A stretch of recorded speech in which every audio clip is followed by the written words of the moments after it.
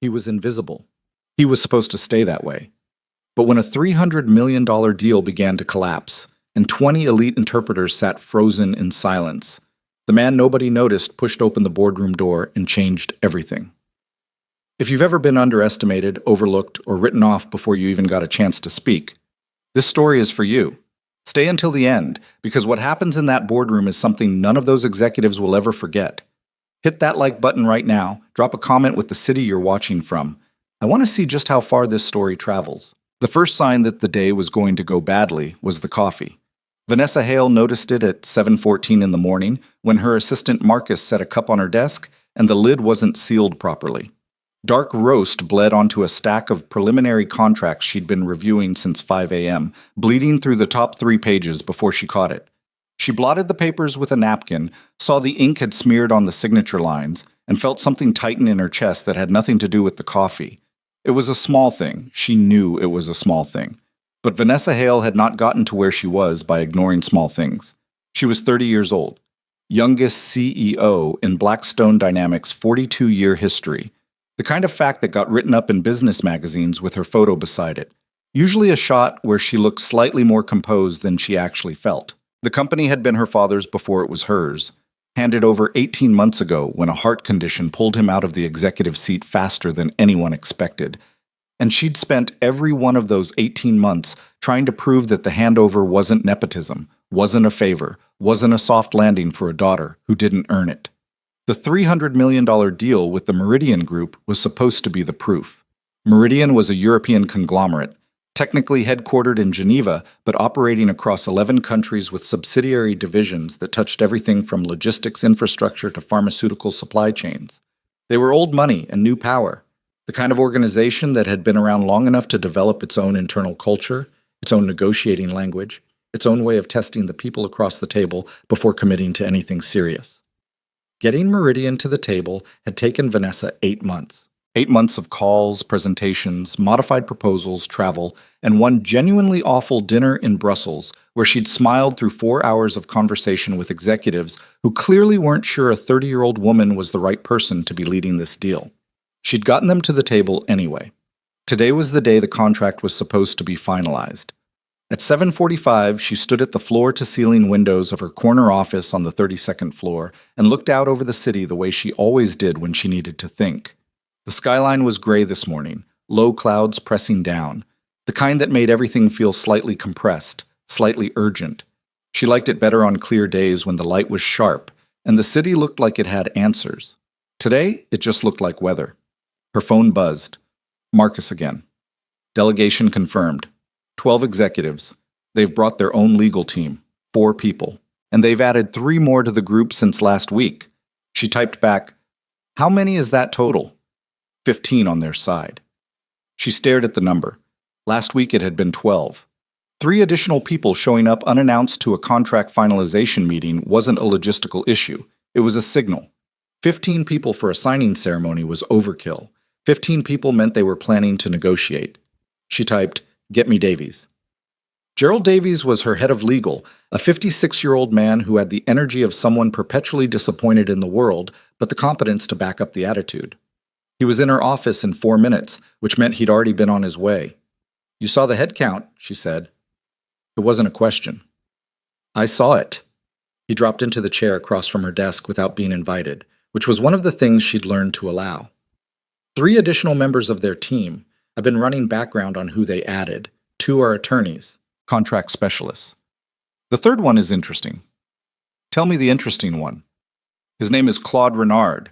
He's listed as a senior consultant, but his actual background is in deal restructuring. Specifically, he's been involved in 3 acquisitions in the last 4 years, where the acquiring party came out significantly better than the initial term sheet suggested they would. Vanessa picked up her pen, set it back down. He renegotiates mid-process. He renegotiates mid-process, Davies confirmed. Quietly, without anyone realizing the terms have shifted until it's too late to unwind. She was quiet for a moment. What do we need? Sharper translation. Our current interpreter arrangement was built around standard multilingual support, French, German, Spanish, Italian, for their primary communication. But Renard's technique, based on what I've read, involves using casual conversation to embed contract language. Different registers, different dialects, sometimes slang that doesn't translate cleanly through a standard corporate interpreter. So get better interpreters. I already called the agency. He hesitated just slightly. I've arranged for 20. She looked at him. 20 interpreters, he said again, covering a combined range of 15 languages, including regional variants. It's more than we've ever deployed for a single session, but given what I think Renard is going to try, do it, she said, whatever it costs. That had been 2 hours ago. Now it was 10 a.m., and the Meridian Group's delegation was in the lobby. Vanessa watched them come off the elevator on the security feed she'd pulled up on her desk monitor. 15 people in dark suits, arranged with the unconscious precision of people who did this kind of thing regularly. They moved through the lobby in a loose cluster, heads slightly bent toward each other, already talking, already working. Claude Renard was easy to pick out. He was around 60, with silver hair kept short and a face that didn't give away much. He walked slightly behind the main group, which meant either he was deferring to the senior executives or he was watching them, watching how they moved, what they said, which one of Blackstone's people made eye contact too eagerly. Vanessa had met people like Renard before. They collected information the way other people collected nothing, because they never stopped, because everything was data, because the meeting started the moment you walked into the building and anyone who thought it started when you sat down at the table was already behind. She straightened her jacket, checked the time, picked up the coffee cup with the bad lid and dropped it in the trash. The main conference room on the 32nd floor was the biggest space in the building, a long rectangular room with a table that sat 30 floor-to-ceiling windows on one wall and a presentation screen that took up most of the opposite wall. By 9:30, it had been set up with water, notepads, and the kind of careful, neutral decor that was meant to say serious but not aggressive. The 20 interpreters were arranged along the side wall, each with a headset and a small monitor. They were professionals. Vanessa could see that immediately. Good posture, quiet confidence, the practiced stillness of people who'd done this in rooms with much higher stakes than a conference room in the financial district. Several of them had worked for government agencies. One had done UN translation work. She'd been told the panel covered French, German, Spanish, Italian, Arabic, Japanese, Russian, and Mandarin, as well as a handful of regional variants. It was the best language support she could have assembled on short notice. She was going to need every single one of them. The delegation came in at 10:07. There was a round of handshakes, names exchanged, the brief uncomfortable shuffle of 15 people and 20 interpreters and 8 Blackstone executives all finding their places around a table that suddenly felt smaller than it had 20 minutes ago. Vanessa took the head of the table. Across from her, the lead Meridian executive sat a German man named Heinrich Braun, around 55, broad through the shoulders, with a specific kind of confidence that comes from spending 30 years being right about things, settled into his chair and nodded at her. "Ms. Hale," he said in clean English, "thank you for the arrangement." "Mr. Braun," she said, "we're glad you're here. Let's get to work."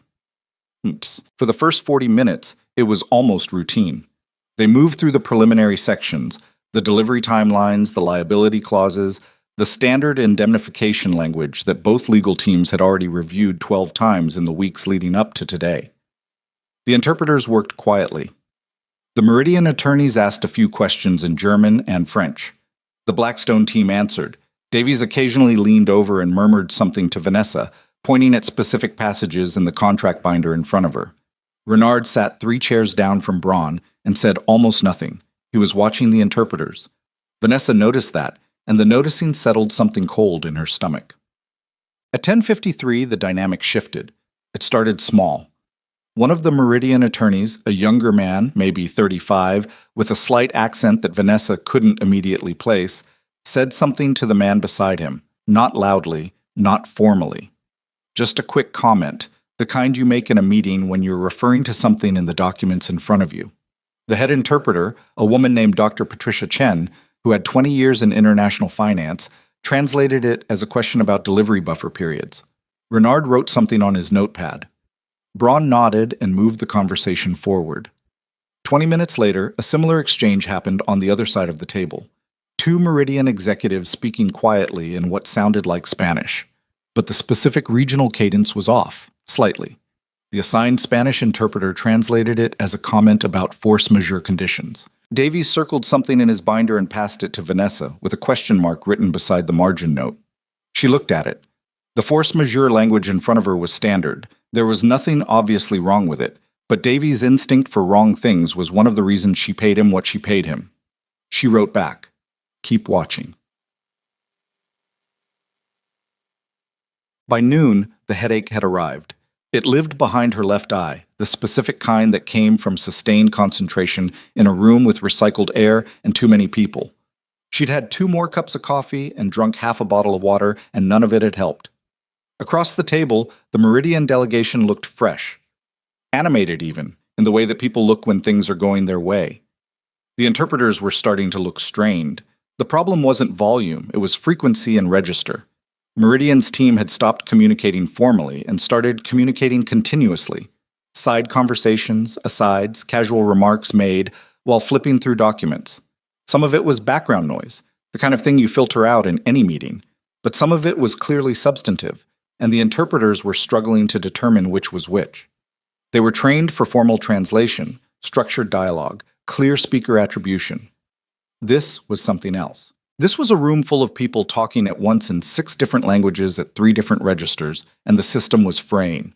Dr. Chen, to her credit, was still managing, but she'd flagged twice in the last 15 minutes for clarification on phrases that had already passed, which meant she was running behind.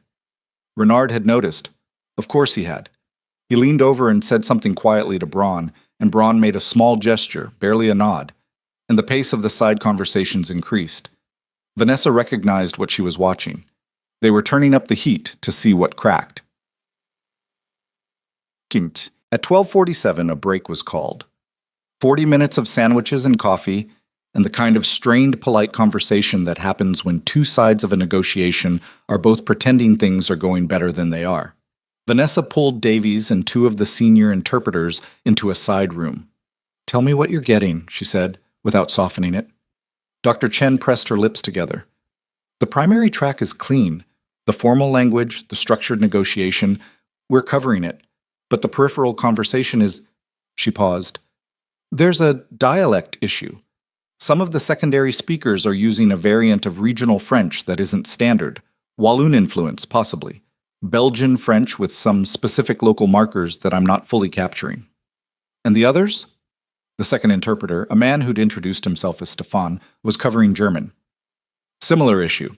The German isn't Hochdeutsch. It's got Austrian markers, maybe Viennese business dialect. I'm getting most of it, but some of the technical phrasing is slipping." "Slipping how much?" Neither of them answered immediately, which was itself an answer. Davies said quietly, "They're not translating noise. They're translating language that's structured to look like noise, and some of it isn't noise." Vanessa looked at him. "The force majeure comment from this morning," he said. "I've been sitting with it. If the translation was slightly off, if the actual meaning was something like in the event of regulatory non-compliance rather than in the event of unforeseen circumstances, then the clause it maps to in Section 14 has a completely different implication for our liability exposure." The cold thing in her stomach from earlier was back, and bigger. How much exposure? If I'm wrong, nothing. If I'm right, he opened his binder to a dog-eared page. Somewhere between $60 and $90 million in risk transfer. To us. The room was quiet for a moment. "We have to get through the afternoon session," Vanessa said. "With what?" Dr. Chen asked. Not challenging, genuinely asking. Vanessa didn't have an answer. Not yet. On the 31st floor, which was technically part of Blackstone's footprint, but operated more like an auxiliary space. Overflow storage, printer stations, a break room that smelled permanently of someone's decade-old coffee spill. A man named Ethan Walker was navigating a cleaning cart around a paper jam outside the copier room. The cart was the industrial kind, with 4 compartments and a trash bag loop that always seemed to be on the wrong side. Ethan had been using it for 11 months, long enough that he knew its tendencies. The left wheel that caught on carpet edges, the spray bottle that leaked if you didn't keep it upright. He kept a folded piece of cardboard under the spray bottle for exactly that reason. Small adjustments. The job had a lot of small adjustments. He was 32, though he looked older when he was tired, which was most days. medium height, medium build, with hands that had seen different kinds of work than the current job suggested. There were calluses in places that pushing a cart didn't explain, a mechanical familiarity with physical labor that went beyond office cleaning. His hair needed a cut. It always needed a cut. He kept meaning to get to it on a weekend, but weekends were for Lily, and Lily's time didn't get traded for haircuts. Lily was 6. She had a gap where her 2 front teeth were working on coming in, and an opinion about everything, and a habit of falling asleep mid-sentence when she was tired, which Ethan found both exhausting and quietly devastating in the way that small, beautiful things can be devastating when you're the only one watching them. He'd been a single father for 3 years, not by design, not by anything he'd chosen. He didn't think about it in those terms anymore, or at least he tried not to. The story of how he'd gotten here had a way of pulling him backward if he let it, and pulling backward wasn't something he had the energy for on days when there were paper jams to deal with, and floors to mop, and a daughter to pick up from after school at 5:30 sharp. He cleared the paper jam, checked the output tray, straightened the stack that had accumulated during the malfunction, and moved the cart toward the supply closet to reload on trash bags. From above him, the 32nd floor, he could hear the faint sound of the conference room. Not voices, just the particular weight of a large group of people in a room, the kind of collective presence that vibrates faintly through a building if you're quiet enough, and the building is old enough to carry sound that way. He'd worked late nights in here often enough to know which rooms held meetings that ran long, which ones had the kind of tension that made people forget they'd been sitting for 3 hours. He wasn't thinking about what was happening up there. He was thinking about whether Lily's school bag needed new Velcro tabs, because he'd noticed yesterday morning that one of them was pulling loose. The afternoon session started at 2 p.m. By 2:30, it was clear that whatever they'd hoped to reset during the break hadn't reset. The Meridian team came back looser, more relaxed in the way that predators get relaxed when they've decided the situation is under control. Renard had moved from his chair 3 spots down to the seat directly to Braun's left, which meant he was now at the center of things rather than the edge. He was talking more.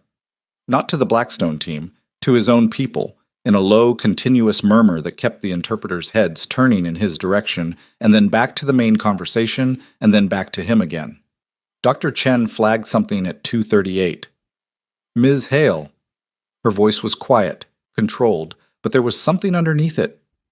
I need to note that I'm capturing approximately 70% of the peripheral exchange. Some of what I'm missing may be relevant. 30% missing. In a room where hidden clauses could be embedded in casual conversation, 30% missing was the same as 30% gone. At 2:45, one of the Meridian attorneys spoke directly to Vanessa in French, the formal kind, textbook clean, and asked a question about the payment waterfall structure in Section 8. Dr. Chen translated it accurately. Vanessa answered, Davies elaborating with specifics. But while that exchange was happening, Renard said something to the man on his right. It was brief, maybe 8 words. His tone was the tone of a man confirming something, not asking, confirming. And the man nodded once, made a note, and then went back to his documents. Stefan leaned toward his microphone. Partial capture. I'm not confident in the translation. Nobody at the main table reacted. Nobody had heard the uncertainty except Vanessa, through the earpiece she was wearing. She kept her expression still. At 3:15, things started to unravel. The session had moved to the penalty clause section, the language governing what happened if either party failed to meet the terms of the agreement, including late delivery, regulatory noncompliance, and what the contract called extraordinary operational disruptions. This was Section 14, the section Davies had flagged that morning with his force majeure concern. The Meridian lead attorney opened with a question that seemed routine. A clarification on the definition of extraordinary operational disruptions, specifically whether it covered government-mandated shutdowns. Davies answered, It did, within certain defined parameters. The attorney nodded, made a note, said something to the person beside him in what sounded like Italian, quick and quiet. The Italian interpreter, a young man from the agency, good at his job in formal settings, rendered it as a comment about the adequacy of the definition. But then Renard spoke. 4 sentences in what Vanessa's earpiece identified as French, but not the French from earlier.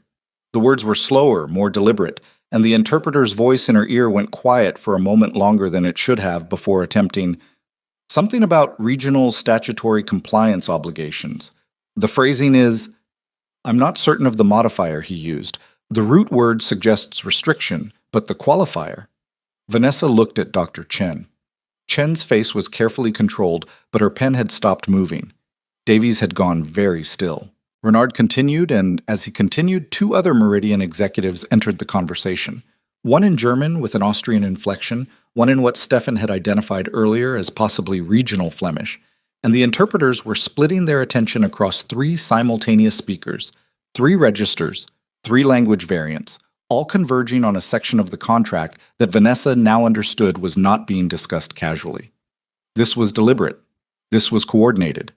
And it was working. What? At 3:41, Ethan Walker was on the 32nd floor. He wasn't supposed to be. Not technically.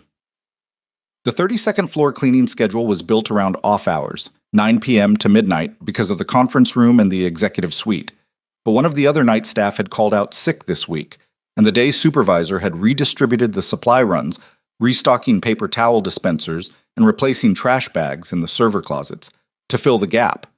Ethan had taken the extra slot because extra slots meant extra hours, and extra hours were not something he turned down. He moved quietly. That was habit, not instruction. 11 months of this work had made him quiet the way water makes stone smooth, not through effort, but through repetition. He kept the cart's wheels slow, took corners wide to avoid the scratch marks on the baseboards that the previous guy had left everywhere, and generally moved through occupied spaces the way you move through a room where someone is sleeping. The hallway outside the main conference room had a supply closet 60 feet from the entrance. He was heading for the closet. Through the conference room walls, good walls, solid walls, but not soundproof, not really, because nothing in a building this old was fully soundproof. He could hear voices. He wasn't paying attention to them. And then one of the voices said something in a specific regional dialect of French, and Ethan Walker's hand slowed on the cart. He stopped. He stood in the hallway and listened for about 15 seconds. And in those 15 seconds, the voice inside the room said 6 more sentences that he understood completely, and that the man on the other side of the door, the one in the conference room with the headset, clearly did not. Ethan's jaw tightened. He understood what he was hearing. He also understood what it meant for the people in that room who weren't hearing it. He stayed in the hallway another 30 seconds, listening. The German started up. Proper Austrian Viennese business dialect, the kind you got from men who'd spent their careers in certain specific sectors of the European financial industry, where the vocabulary had evolved into its own compressed shorthand over decades.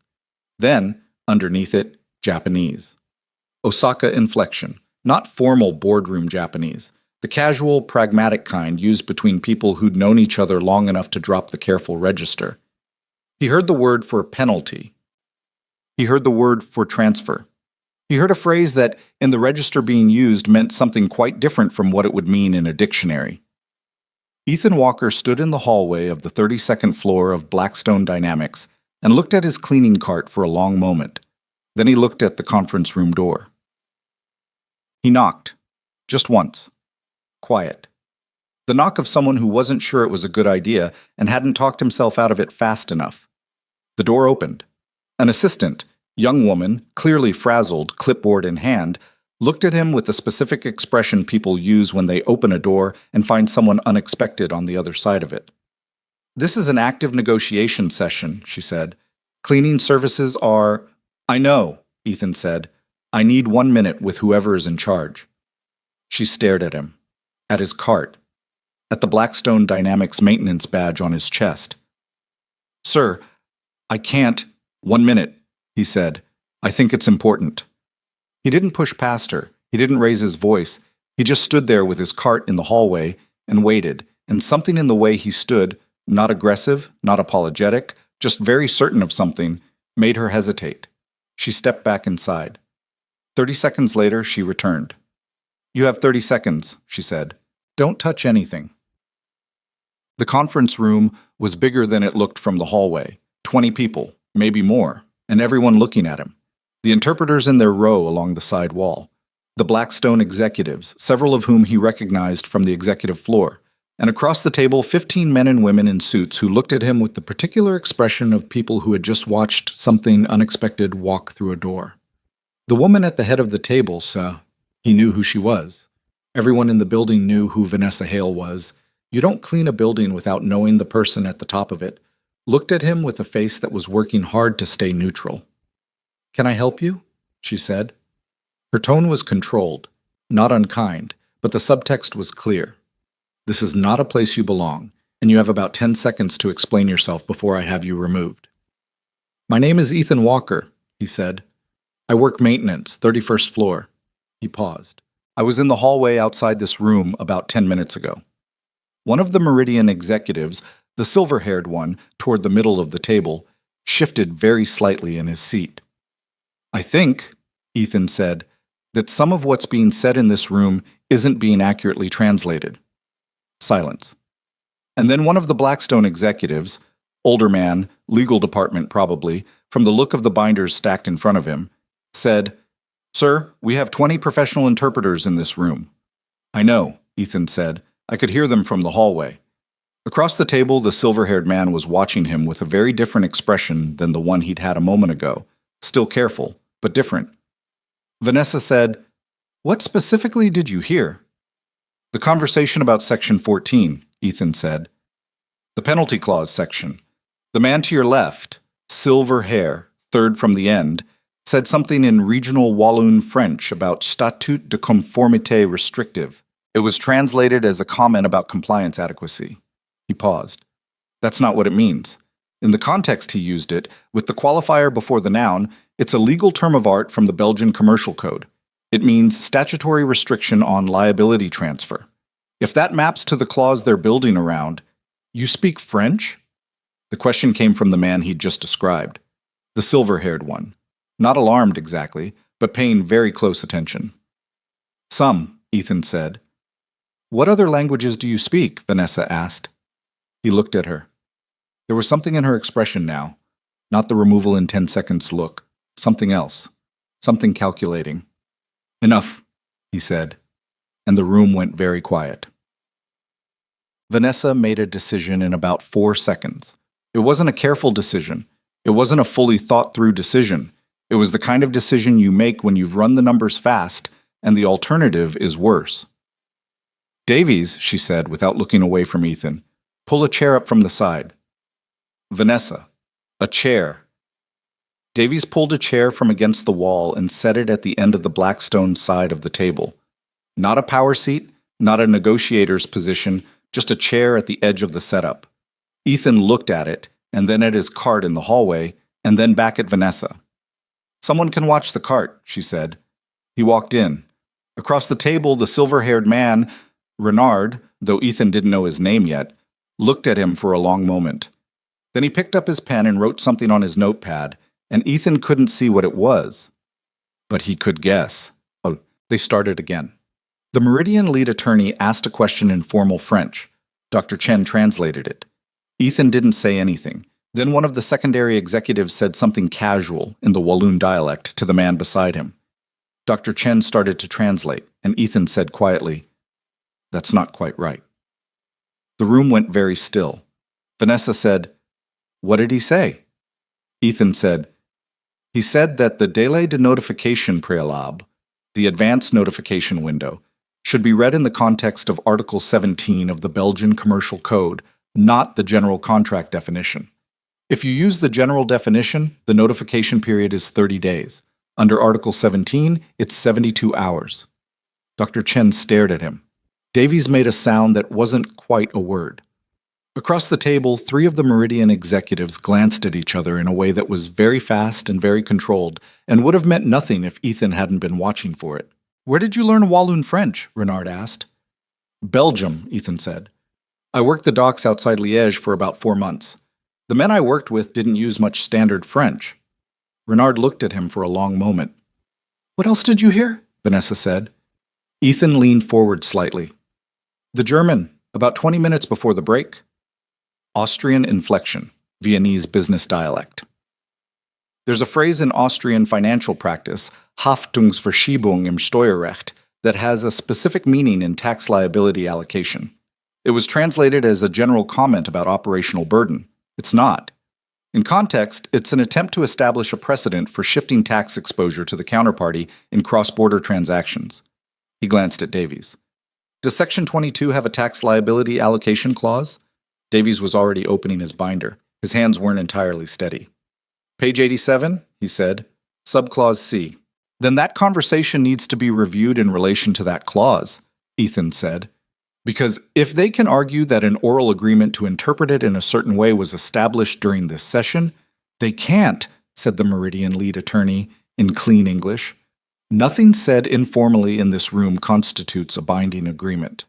No, Ethan agreed, but it establishes an intention of understanding, which, under certain arbitration frameworks, can influence how a clause is applied in dispute. He looked at the attorney.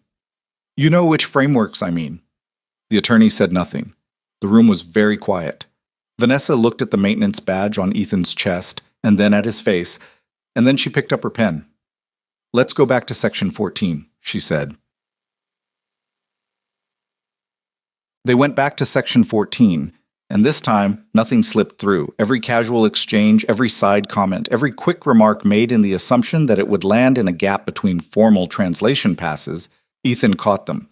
His French was dockworker French, rough at the edges and completely accurate about what mattered. His German was the German of mechanics and construction crews in Vienna and Munich, practical and unpretty.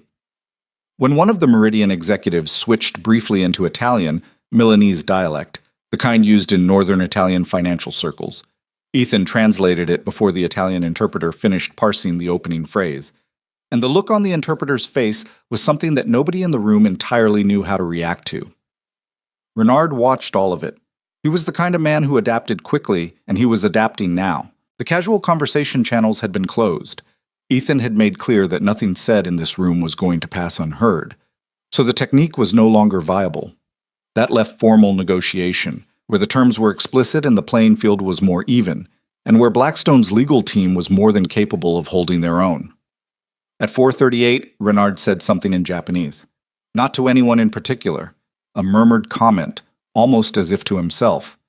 Every interpreter in the row turned their head. Ethan said, in a Japanese that was Osaka-inflected and very direct, "You said the foundation of this agreement is already compromised. I disagree. I think you're just frustrated that it stopped working the way you planned." The silence that followed was the loudest one yet. Braun turned and looked at Renard. Renard sat back in his chair and folded his hands on the table in front of him. And for the first time since he'd walked into the room, he smiled. It wasn't a warm smile, but it was genuine. The specific smile of a man who has just discovered something he hadn't expected. "You speak Kansai dialect," he said in English. "I spent some time in Osaka," Ethan said, "loading and unloading cargo. Dock work. Some other things." Renard nodded slowly. "What exactly is your role here, Mr. Walker?" Before Ethan could answer, Vanessa said, "He's with us." By 5:15, the session had extended 90 minutes past schedule.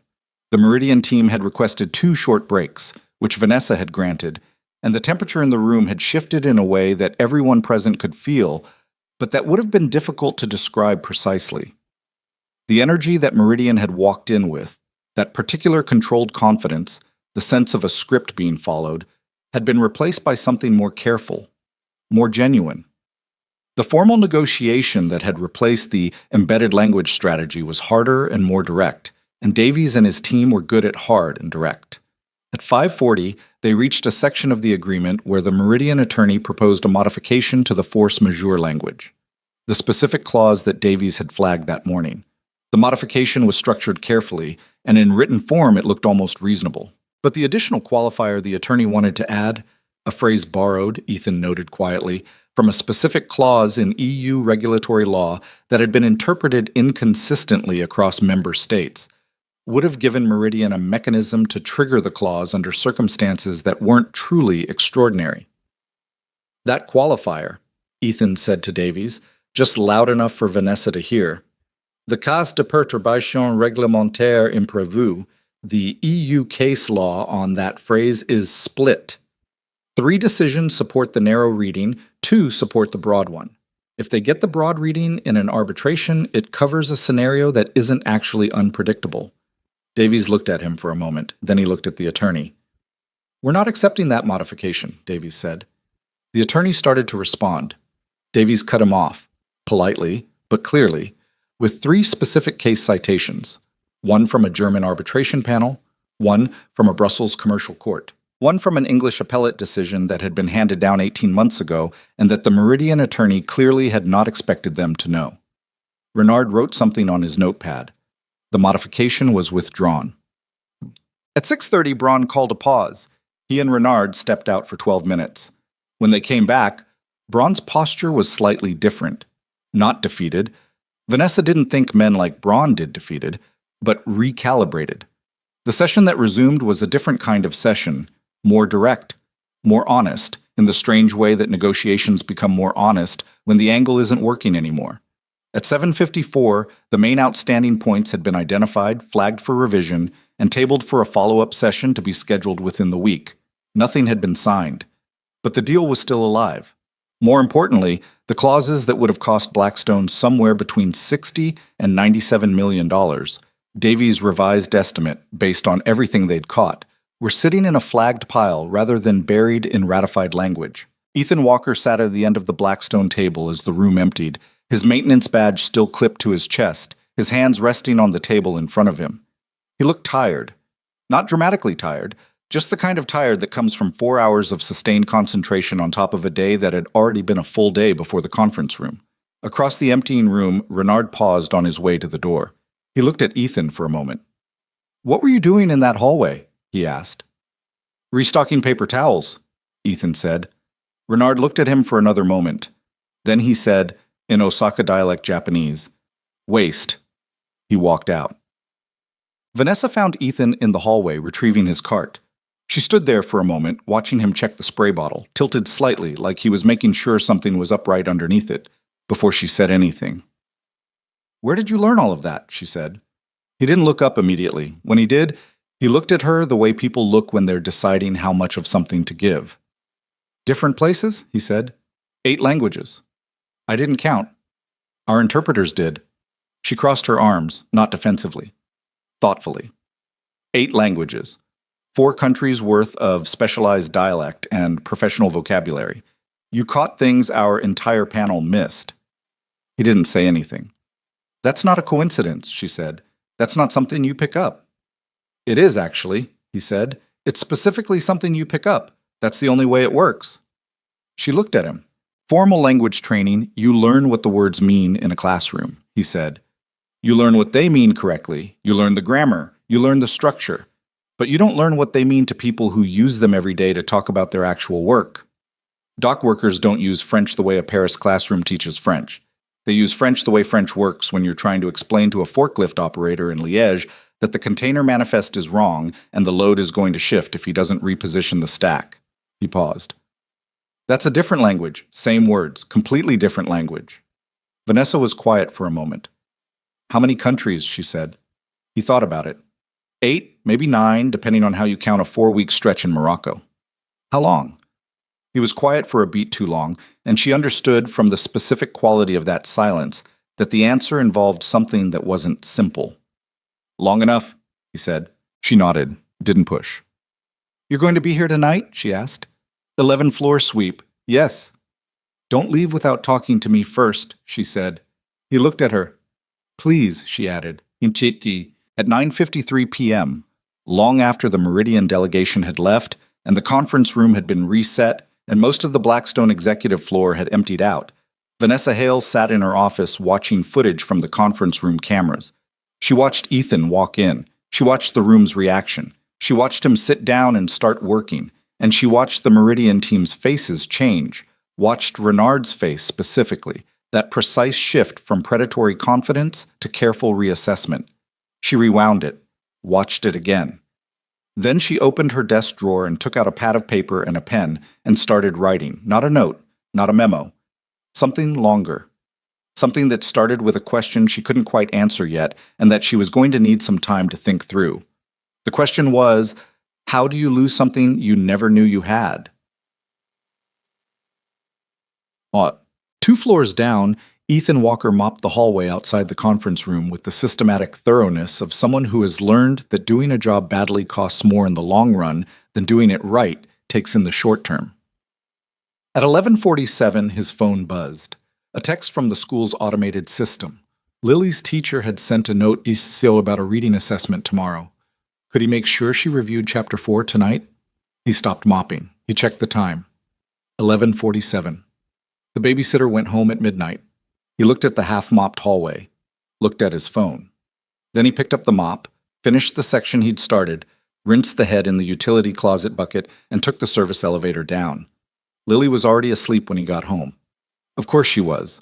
He sat on the edge of her bed in the dark for a minute, not touching her, just being there. The specific nightlight she'd picked out, yellow, shaped like a small sun, threw a warm stripe across the wall.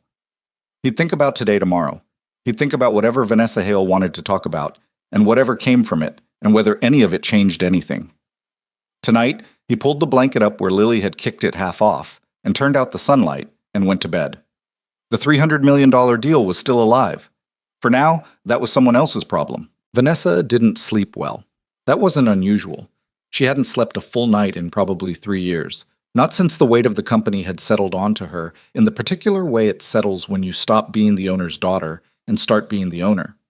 But this was a different kind of sleeplessness. Not the anxious kind, not the running numbers in her head kind. This was the kind that comes when you've seen something that doesn't fit any category you already have, and your brain refuses to file it away until it figures out where it belongs. She kept coming back to the moment Ethan had said statut de conformité restrictive. Not hesitantly, not searching, but the way you say a phrase you've used before, in conditions where getting it wrong had consequences. She got up at 5:15, made coffee that was better than the office version, and sat at her kitchen table with her laptop and the personnel file Marcus had quietly pulled for her before leaving last night. Ethan James Walker, age 32, hired 11 months ago through a facilities contract agency. Emergency contact, a woman named Sandra Kowalski. Not a family name, she noted. Babysitter, probably, or a neighbor. Previous employment before Blackstone was listed as various, which was the kind of entry that happened when someone had done a lot of different things in a lot of different places, and the HR form didn't have enough lines. His address was in the Riverside district, which was 40 minutes from the office by bus, and not the kind of neighborhood where people lived because they wanted to. There was no employment history before a gap that started about 4 years ago. 4 years.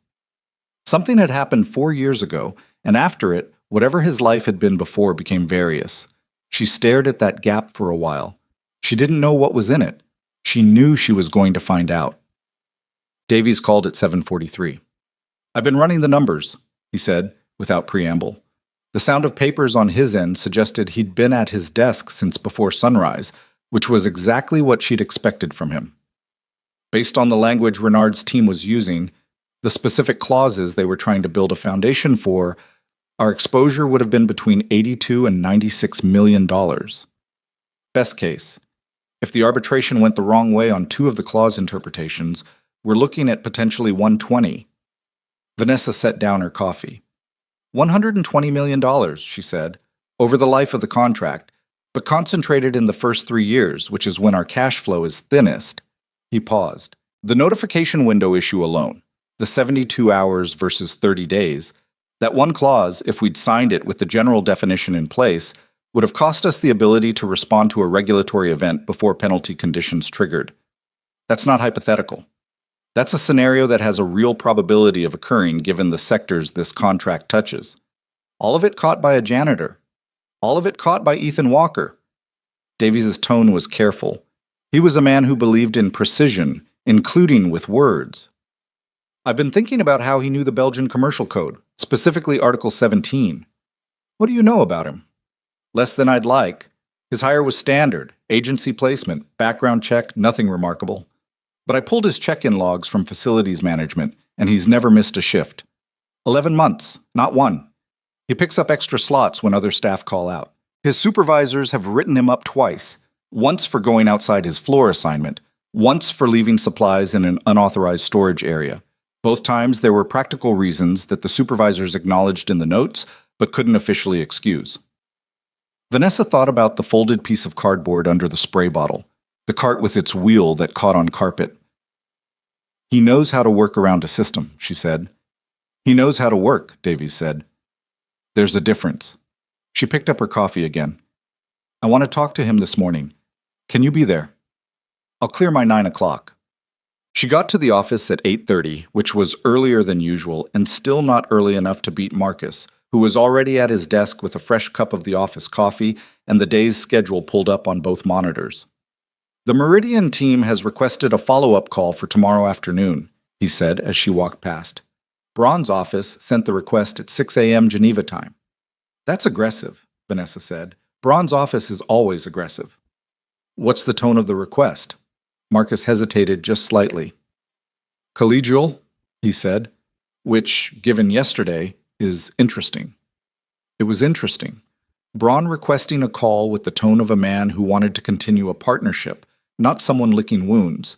Either the session hadn't rattled them as much as she'd thought, or they were regrouping faster than she'd hoped, or, and this was the possibility that kept snagging at the back of her mind, they had a move she hadn't anticipated yet. Accept it, she said.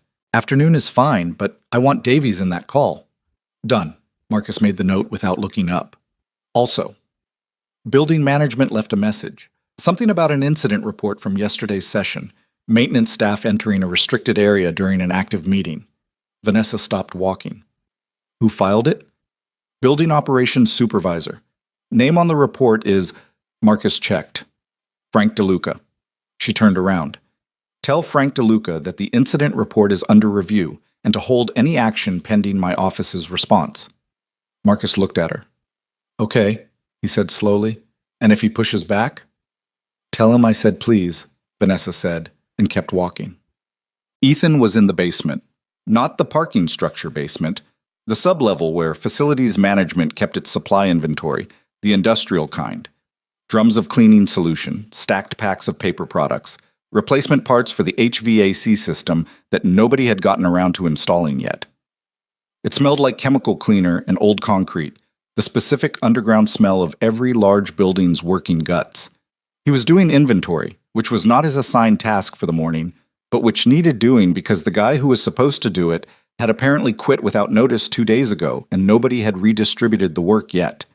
This was, Vanessa gathered from the facilities coordinator who'd escorted her down, a pattern with Ethan. He found gaps and filled them, not because he was told to, but because gaps bothered him.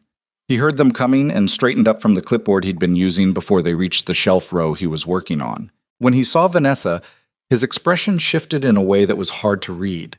Not quite surprise, not quite resignation. Something in between. He looked like a man who'd been half expecting this and half hoping it wouldn't happen. Ms. Hale, he said. Mr. Walker. She glanced at the clipboard. Do you have a few minutes? He looked at the half-counted shelf behind him. I've got a while, he said. I need to finish this, but it can wait. They found a corner near the door where there was a folding table someone had set up at some point and never removed. Davies leaned against the wall. Vanessa pulled out a chair and sat down, which seemed to catch Ethan slightly off guard. She got the sense he'd expected her to stay standing, which was the power position, the one that kept a certain distance. I'm not here to fire you, she said. He pulled out the other chair and sat down. DeLuca filed a report. I know, it's on hold. It won't stay on hold. No, she agreed. It won't, but that's a separate problem, and we'll get to it. She put her hands on the table in front of her, not a gesture, just where they landed. I want to understand what happened yesterday. Specifically, I want to understand how someone with your background ends up here. He was quiet for a moment, not uncomfortable, just thinking about how much to give. My background, he said.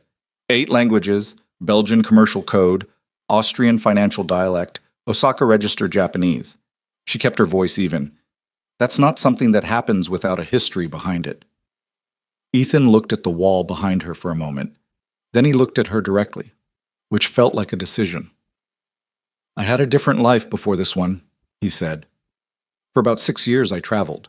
I took whatever work I could find in whatever country I ended up in. Docks, construction sites, farms, fish processing, cargo loading, anything that paid in cash or trade and didn't ask for too much documentation. He paused. That was after my wife died. The room was quiet. Davies didn't move. She was sick for about a year before the end, Ethan continued. I was working a corporate translation job at the time, junior position, small firm, decent enough pay. When she got sick, I took family leave, used the savings, then borrowed against everything we had. When she died, he stopped. Not emotionally, or not only emotionally, more like a man stopping to check his footing on uncertain ground. Lily was 3. The debt was significant. The job was gone by then because I'd been out too long. And he looked at his hands on the table. I wasn't in a good place. So I went somewhere else, several somewhere elses. Lily came with you? Vanessa asked. No, she stayed with my mother-in-law for 2 years. Best decision I ever made and the worst 2 years of my life. Both at the same time.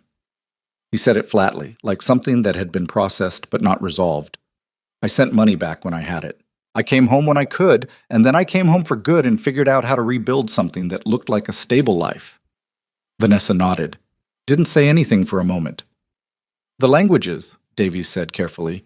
You worked with speakers, not from textbooks. You can't learn Walloon French from a textbook, Ethan said. There isn't one.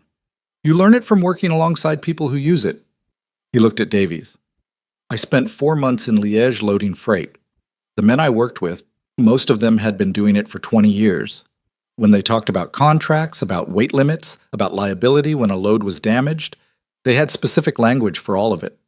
I picked it up because you have to. You make expensive mistakes if you don't understand exactly what's being said. And Renard recognized that, Vanessa said. He knew you weren't a trained interpreter. He knew the language was real, Ethan said.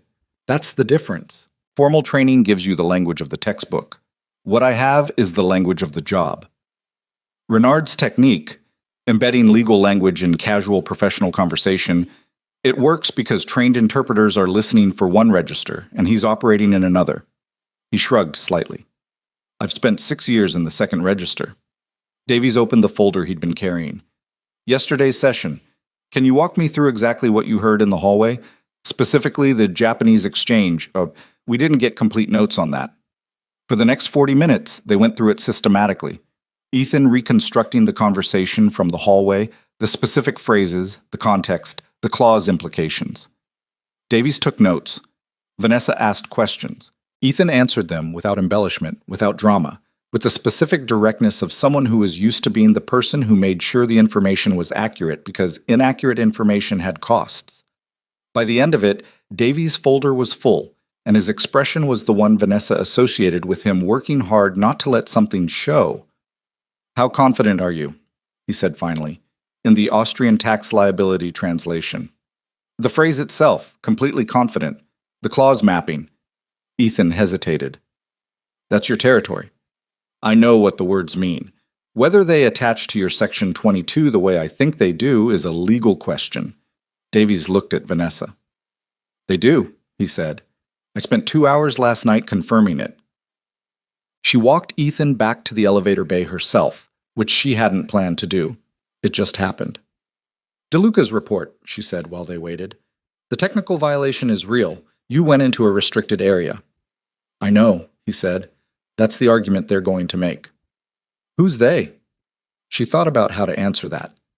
Some of the executives who were in that room yesterday weren't happy about how it ended, she said. Not with you specifically, with the whole situation. When a strategy fails that publicly, people look for something to be angry at. The elevator came. He didn't get on immediately. What are you telling me? He said. I'm telling you that there's going to be noise, she said.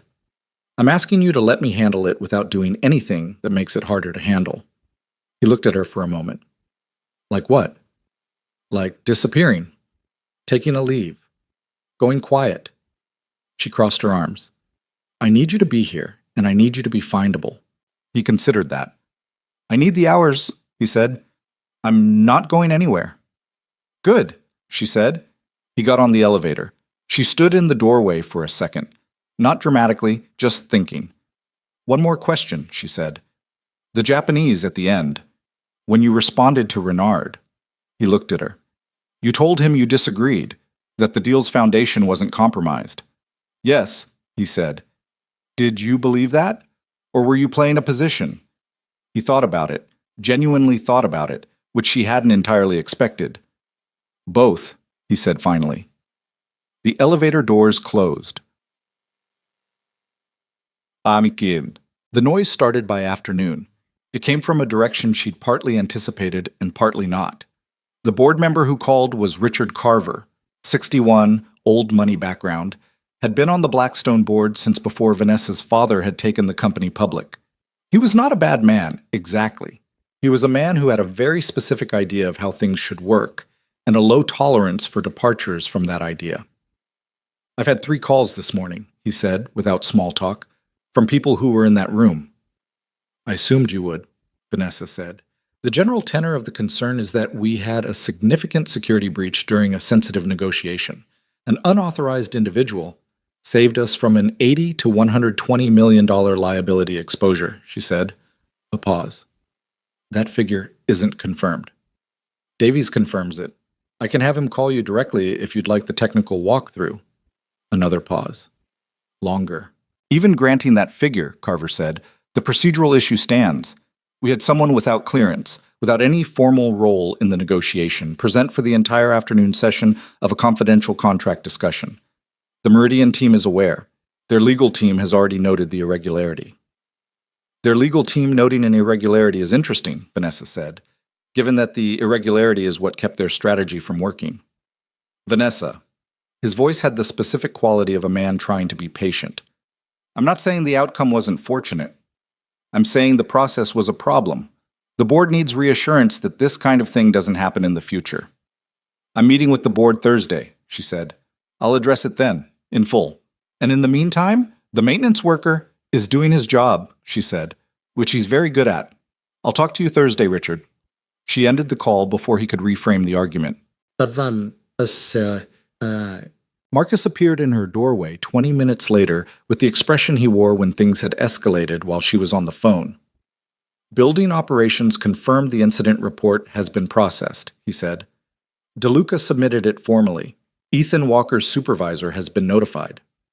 "What does that mean in practice?" "Suspension pending review. It's automatic once the report is formalized.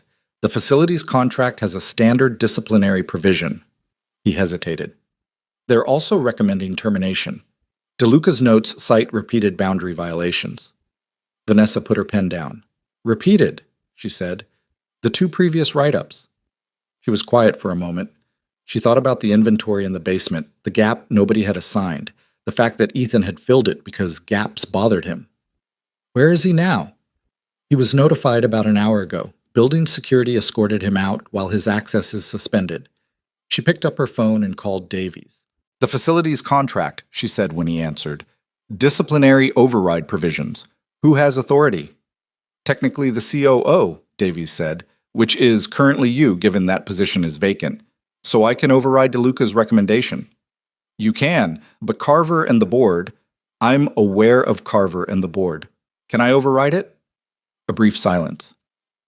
"Yes," he said. "Write me the memo," she said. "I want the language tight." Ethan sat on a bench outside the building with his jacket on his lap and his phone in his hand, and the specific feeling of someone who has just had a door close on them for reasons that are familiar and still managed to be surprising. The suspension notice had come through the facility's coordinator, a young woman named Angela who looked genuinely pained about it, which he appreciated even if it didn't change anything. She'd used the phrase pending review 4 times in a 2-minute conversation, which was the kind of thing people said when they wanted to soften something that didn't actually have a soft version. He looked at his phone. 3:47. He had 45 minutes before he needed to start heading to school pickup.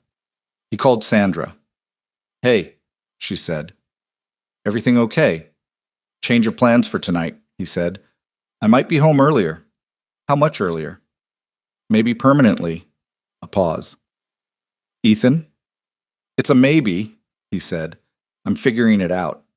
He could hear her thinking on the other end, which was the sound of someone trying to find the right thing to say and not quite locating it.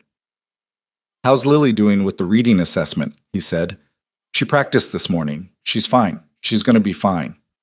Another pause. "Are you okay?" "I'm sitting outside in the cold," he said. "So, relatively." "That bad?"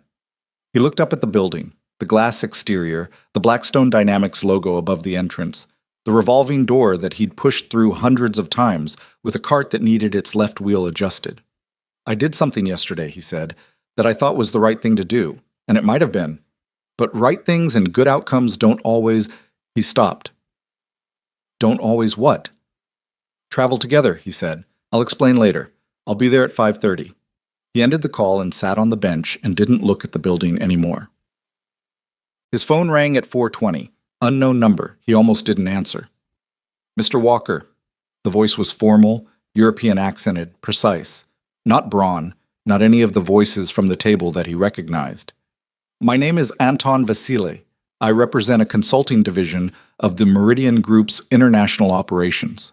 Ethan said nothing, which the man on the other end seemed to take as permission to continue. I'll be direct, Vasily said. We became aware of your situation with Blackstone Dynamics. The suspension. We understand a termination recommendation has been made. You move fast, Ethan said. We pay attention. A brief pause. We'd like to discuss an opportunity with you, Mr. Walker. At your convenience, of course, but we'd prefer sooner rather than later. What kind of opportunity? A senior position in international operations consulting, specifically cross-cultural negotiation support and strategic communication, which is precisely what you demonstrated yesterday. Another pause. The compensation would be substantially above your current arrangement. Ethan looked at the bench he was sitting on, the grain of the wood, a crack running along the left plank that somebody had filled with something dark and not quite the right color. Substantially, he said. We can discuss specifics in person. The role would involve travel, primarily European markets, with a home base arrangement that could accommodate family considerations. The man's voice was smooth and practiced, hitting the points in an order that suggested someone had thought carefully about what order they should be in. This is the same company, Ethan said, that spent yesterday afternoon trying to embed $80 million worth of liability into a contract without the other party knowing. A short silence. Negotiations are competitive processes, Vasily said carefully. Yes, Ethan said. They are. He thought about the phrase Renard had used in Japanese at the end. Waste. He thought about what Renard had meant by it. Not an insult, not quite a compliment. An assessment. I appreciate the call, Ethan said. I'll think about it. He ended it before Vasily could move to the next part of whatever script he was working from. Chas. At 4:51, as he was walking toward the bus stop, his phone rang again. This time the number was in the building's directory. He recognized it because he'd seen it on the emergency contact sheet in the facilities room, the number for the 32nd floor executive suite. He answered. Where are you? Vanessa said. Heading to bus stop. I have school pickup at 5:30. I know, this won't take long. Her voice had a different quality than the basement conversation, than the elevator conversation. Less careful, more direct, which was interesting because she'd seemed quite direct already. The suspension is being overridden. You'll receive confirmation within the hour. Your access will be reinstated. He stopped walking. The termination recommendation is rejected, she continued. DeLuca will be notified. There will be a formal record of the override with my signature on it. He stood on the sidewalk in the cold with his jacket in one hand and his phone in the other. Why? He said. Because the recommendation was retaliatory and the rationale doesn't hold. She was quiet for a second. And because I looked at your file this morning and your previous write-ups, the floor assignment, the supply storage, both times you were filling gaps that shouldn't have existed, which means we've been writing up the person cleaning up our own operational failures. He didn't say anything immediately. I'm also... She paused, and for the first time he heard something in her voice that wasn't entirely controlled, just slightly. I'm working on something else. A longer conversation. About what yesterday means, and what we do with it. That conversation is going to take time, and there are people who are going to push back on it, and I need you to be here for it. You said that this morning. I'm saying it again. A brief pause. Did someone from Meridian contact you? He blinked. Yes? I expected that. Her voice was flat, not angry, just noting a fact. What did they offer? They were vague about specifics, senior consulting role, European markets. They mentioned compensation. Are you considering it? The honest answer was that he'd been sitting on a bench outside the building doing exactly that. But it was also true that sitting on a bench doing something and being willing to admit it to the person who'd just reinstated your access were different things. I'm keeping it in mind, he said. A pause. That's fair, she said, which surprised him. Keep it in mind, and show up tomorrow. He looked at the bus stop sign at the end of the block. He thought about the Chapter 4 Lily needed to review tonight. He thought about Sandra's voice on the phone, He thought about $80 million and a folded piece of cardboard under a spray bottle, and a man in a suit who'd looked at him from across a conference table and said waste like it was a verdict. I'll be there, he said. Good, she said. He put his phone in his pocket and started walking. The wind was picking up from the east. The cold kind, the kind that meant rain by morning. He walked faster, calculating whether the bus would be on time or whether he needed to call Sandra to cover the pickup, going through the small arithmetic of his days the way he always did. The way you do when you're the only buffer between your kid and the things that go wrong. Somewhere above him, on the 32nd floor, Vanessa Hale was looking at a handwritten note that said, "How do you lose something you never knew you had?" and beginning to understand that the question had an answer she wasn't entirely prepared for. And in a hotel conference room across the city, Claude Renard was on a call with Anton Vasile, listening to the report about Ethan Walker, listening to the word considering, and writing one word on his notepad. Patience. The rain came exactly when the wind had promised it would. By 7 the next morning, it was steady and gray outside the Blackstone building, the kind of rain that doesn't commit to being dramatic, but doesn't let up either. Ethan came through the employee entrance at 6:58 with his jacket darkened across the shoulders and a paper bag from the bakery 2 blocks over that Lily had insisted on when he dropped her at school. You have to eat breakfast, Dad. Mrs. Patterson says adults who skip breakfast make bad decisions. And found his access card working again at the door reader. The small green light. Nothing ceremonial about it, just a green light, same as always. He went to the supply closet on 31, checked the cart, found someone had refilled it overnight. That was new. He stood there for a second looking at the restocked shelves and thought about what it meant that someone had done that without being asked, and then he stopped thinking about it because thinking about it wasn't useful. He had a floor to cover, Chad. Vanessa got to the office at 7:30 to find Marcus waiting with a look that she'd learned to classify by now. This particular look meant that something had happened that she hadn't been warned about, and that it wasn't good, and that Marcus was sorry to be the one delivering it. Board meeting, he said. Emergency session. Carver called it last night, 9 a.m. She stopped moving. He can call emergency sessions? Technically, any board member can request one with 48 hours notice. He filed the request yesterday at 5 p.m., which means 48 hours from 5 p.m. yesterday is 5 p.m. today, not 9 a.m. Marcus handed her the email. He got 3 other members to co-sign. With 4 members requesting, the notice window drops to 12 hours. She read the email. It was formal, precise, and had Carver's fingerprints all over it.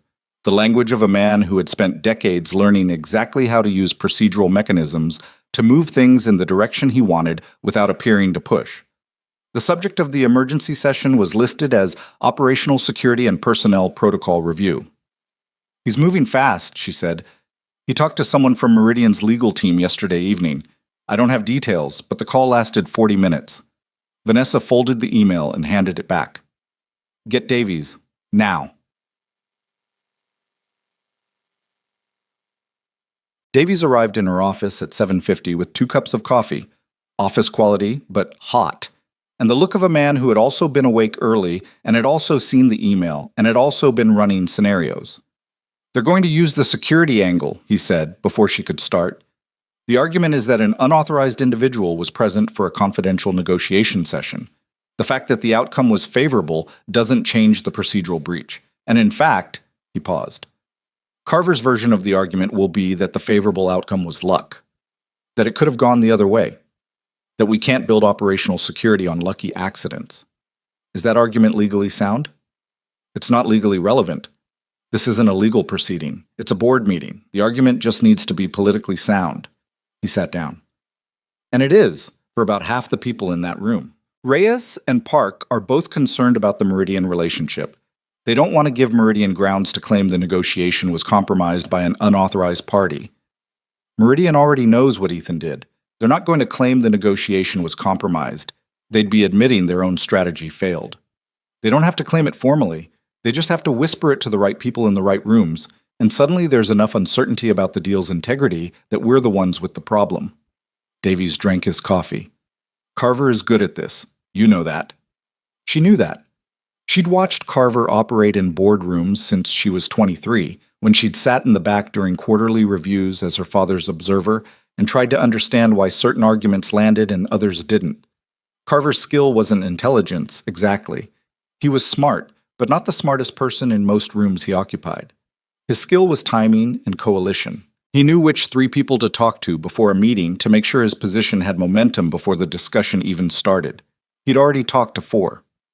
"What's my strongest play?" she said. Davies thought about it, really thought. She could see him working through it, discarding options, testing others.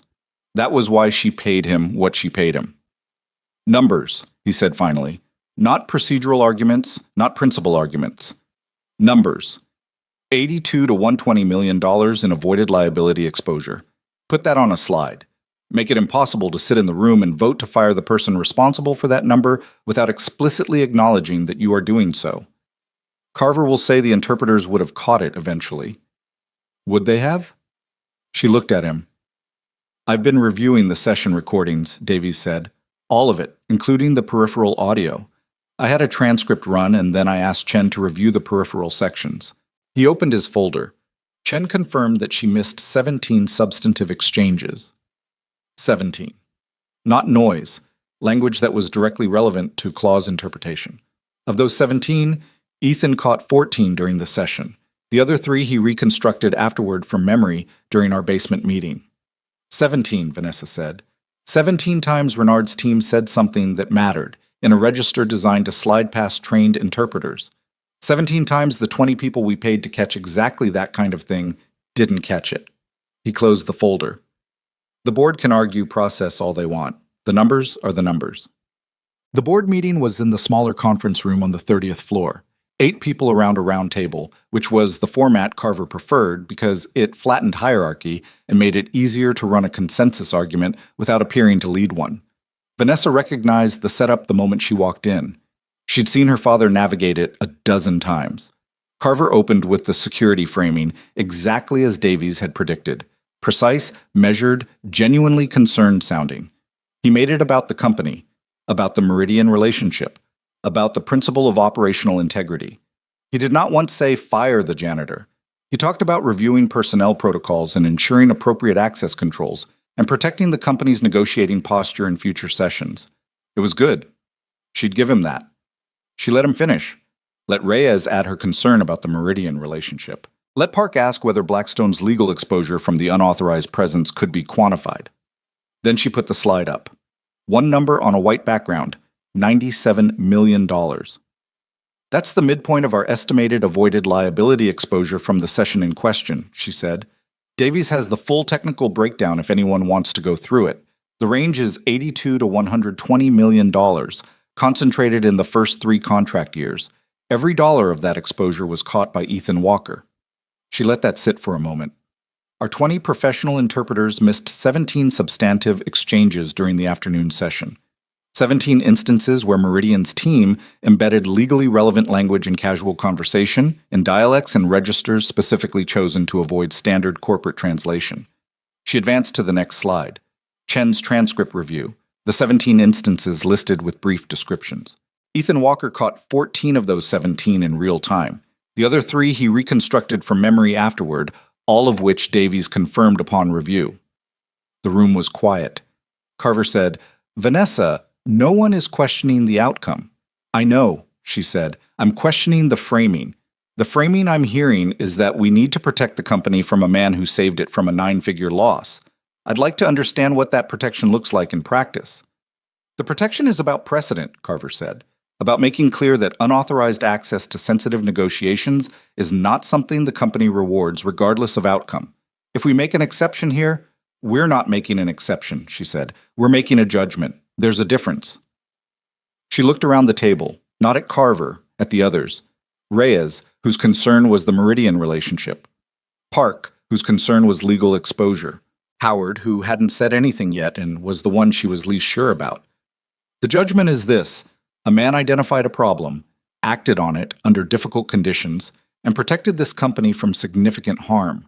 He did that because he understood something our professional team missed. using knowledge he acquired over 6 years of working in conditions that most people in this room haven't experienced. The question isn't whether he followed the correct procedure. The question is what we do with someone like that. Another silence. Howard, 62, former operations background, the most pragmatic person in the room, said, "What are you proposing?" "Not today," she said. "Today I'm proposing that the suspension be formally lifted and the termination recommendation be rejected on record. What comes after that is a longer conversation I'd like to have with this board under normal session conditions, not an emergency meeting called on 12 hours' notice." She looked at Carver when she said the last part, not accusatorially, just acknowledging what they both knew. Carver held her gaze for a moment, then looked at his notepad.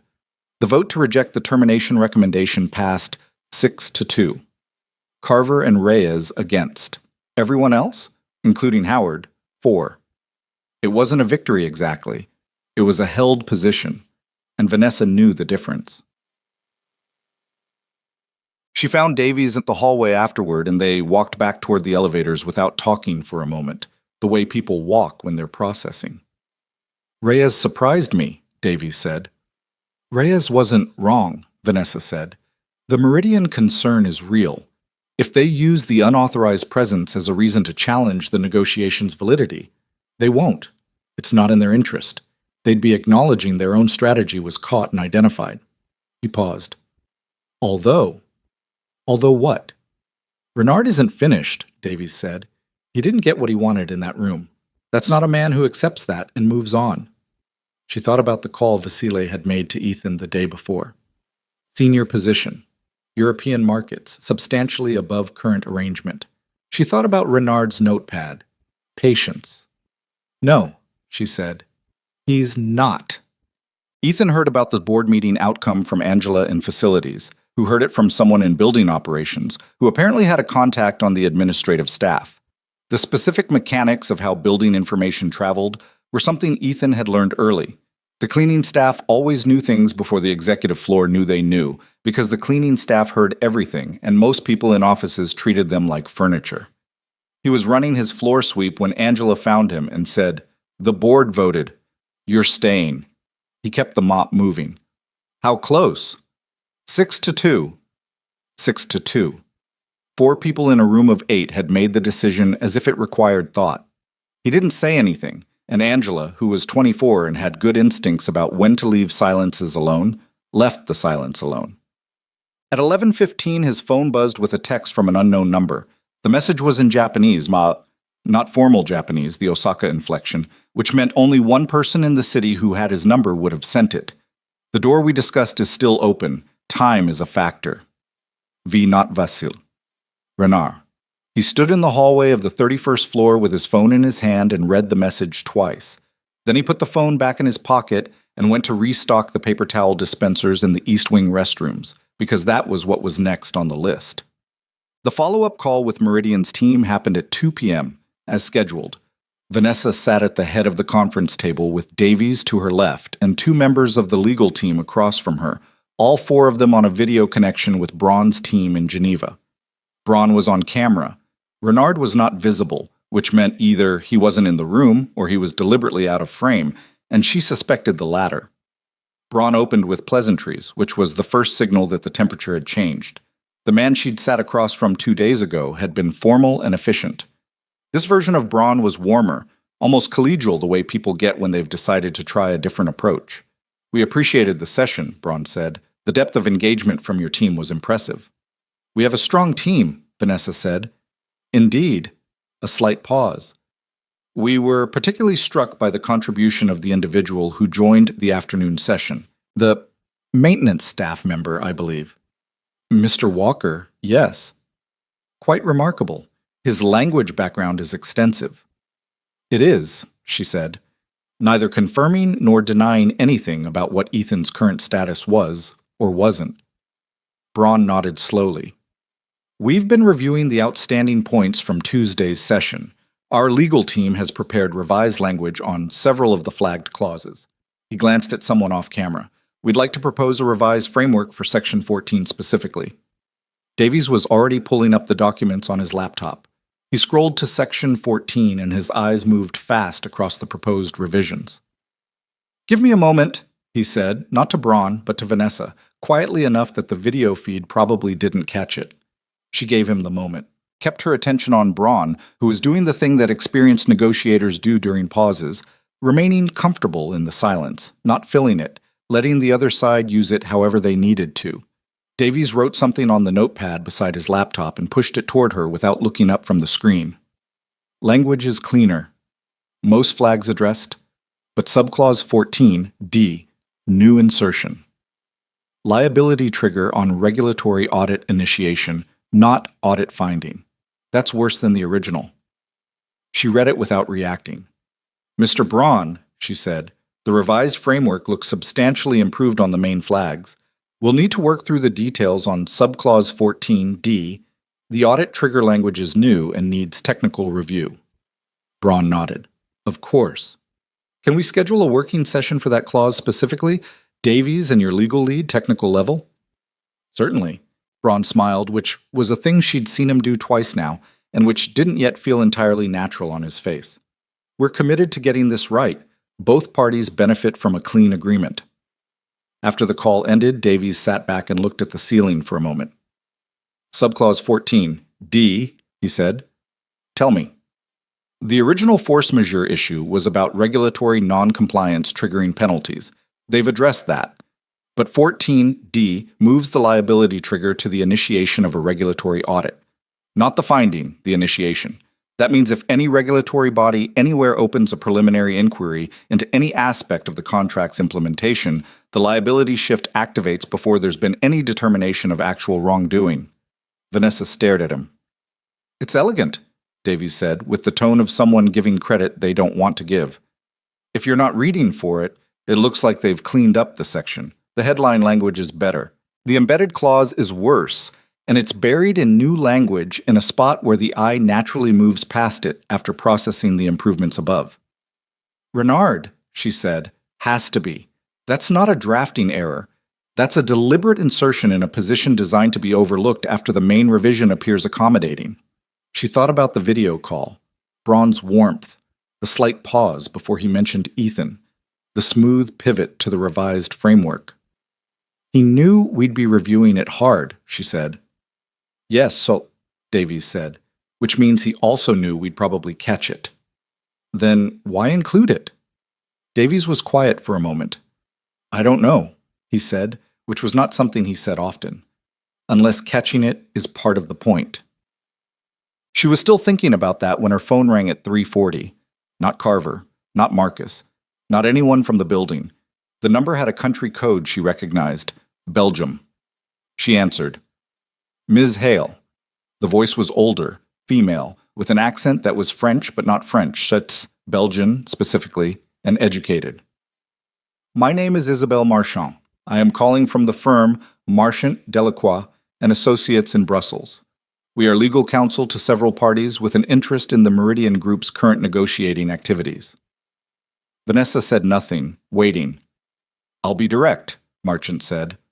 "The Meridian Group is currently under a preliminary regulatory inquiry by the Belgian Financial Authority regarding their use of negotiating practices that may constitute misrepresentation under EU commercial law. Specifically, the practice of embedding contractually relevant language in non-formal communication channels during negotiation sessions in a manner designed to avoid detection by counterparty translation resources." The room felt very still. "That inquiry," Marchand continued, "has a documentation component. We are aware that Blackstone Dynamics' recent negotiation session generated recordings that may be relevant to that inquiry. I am calling to inform you that a formal request for those recordings may be forthcoming and to determine whether your organization would be cooperative in that process." Vanessa said, "How aware of this inquiry is the Meridian Group?" A brief pause. "Sufficiently aware that they would have strategic reasons to conclude the Blackstone contract quickly, under terms they control, before the inquiry moves to a stage that complicates their operational position." Vanessa closed her eyes for exactly 2 seconds, then opened them.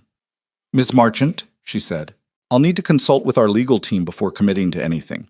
Can you send written documentation of the inquiry to Davies at our legal department?" "Of course." I'll send it within the hour. The call ended. Vanessa sat in the silence for a moment. Then she said to the empty room, "That's why." Catching the embedded clause was part of the point. Meridian needed the deal to close, fast, and on terms that were documented as consensual and fair, before a Belgian regulatory inquiry got far enough to create real complications. Which meant Renard's revised framework, clever as subclause 14, D wasn't actually the primary move. The primary move was the pressure to close. The embedded clause was either a test of how hard Blackstone was reading or a fallback negotiating chip, or both. And Ethan Walker, the question about him in the video call, the Vasile offer, the Japanese text from Renard's number. That wasn't just Meridian being opportunistic about a talent they'd spotted. It was a move to remove their primary problem from the opposing team's bench. She picked up her phone and called Ethan. He answered on the third ring. Background sounds. Hallway, cartwheels. "I need you in my office," she said. "Now, if you can." "I'm on 31. Take the elevator. I'll tell security." A pause. "Is this another basement conversation or a real office conversation?" "Real office," she said. Another pause, shorter. "Okay," he said. "Give me 5 minutes." He came in looking the way he always looked. Maintenance badge, jacket with the slightly worn left elbow, the specific quality of someone who had learned not to adjust their appearance for rooms, because adjusting your appearance for rooms was a kind of pretending he'd apparently decided to stop doing. She told him about Marchant's call. All of it, including her interpretation of what it meant. He listened without interrupting, which was something she'd started to notice about him. The quality of his listening was different from most people's. He wasn't forming responses while she talked. He was actually just taking it in. When she finished, he said, "So they need to close the deal before the inquiry complicates it." "That's my read." Which means they need it closed on their terms, because a deal closed on our terms with the regulatory inquiry in the background doesn't help them the way they need it to. Yes. He thought about it. Subclause 14, D, isn't what they actually need then. Probably not. They need us to think we've caught everything. So we close feeling like we've won, and the thing we didn't catch is something smaller, something that doesn't look like the main issue, but that serves the same function in a different way. Vanessa looked at him. "That's what I'm thinking." He nodded slowly. "You need someone to read the whole revised framework, every line, not just the flagged sections. Davies is doing that. Davies is doing it with fresh eyes on the revisions. He's going to read harder where the changes are and lighter where the original language stayed." He paused. "You need someone reading the original language like it's also new."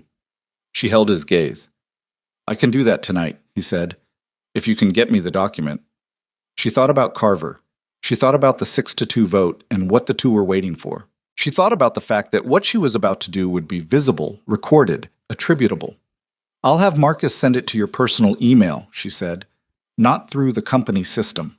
He nodded, started to stand. "Ethan," she said. He stopped. "Meridian reached out to you. Renard sent you a message today." She watched his face, which gave her just enough to work with. "I'm not asking you to tell me what you're going to do, but I need to know if you're still on this side of the table." He looked at her for a moment with the expression of someone working out whether a question is as simple as it sounds.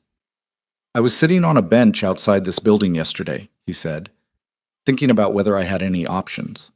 I've got a daughter, and a debt load, and a facilities job that just tried to fire me because I did something that saved this company $97 million.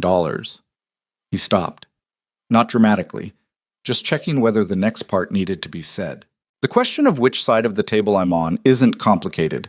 It's the other questions that are complicated. "What other questions?" He stood up. "Whether being on your side of the table means anything, what it means in practice, what I'm worth to you when the board stops being angry and starts being calculating." He said it without bitterness, which somehow made it land harder. "Those are the questions. I'll have the document reviewed by morning." He left. She sat there for a moment with the weight of what he'd said doing what it needed to do. Then she picked up her pen and wrote at the bottom of the notepad page under the earlier question, "The answer is you lose it the same way you lose everything else, by not looking." Chad. He worked through the contract at the kitchen table after Lily went to bed. The document was 112 pages. He started from page 1, not the revised sections, not the flagged areas. Page 1 and forward. He had a legal dictionary pulled up on his phone and 3 handwritten pages of notes by the time he got to Section 9. Not because Section 9 had been flagged, it hadn't, but the language in Section 9, subclause B, had a cross-reference to Section 22 that used a conjunction Ethan recognized. Not from any formal legal context. From a construction contract dispute in Stuttgart that he'd watched play out over 6 weeks while working a site there, between a German contractor and an Austrian firm, where a single conjunction and a cross-reference clause had determined which party bore the cost of a delayed permit. The conjunction meant in / or informal German. In Austrian commercial practice, applied to cross-reference clauses, it had been consistently interpreted as and, not or. The difference was whether both conditions had to be met or only one. In the context of Section 9b, cross-referencing Section 22, the difference was which party bore responsibility for regulatory compliance costs when a subsidiary contract was involved. He sat back and looked at what he'd written. It wasn't the main issue. It wasn't a 9-figure exposure.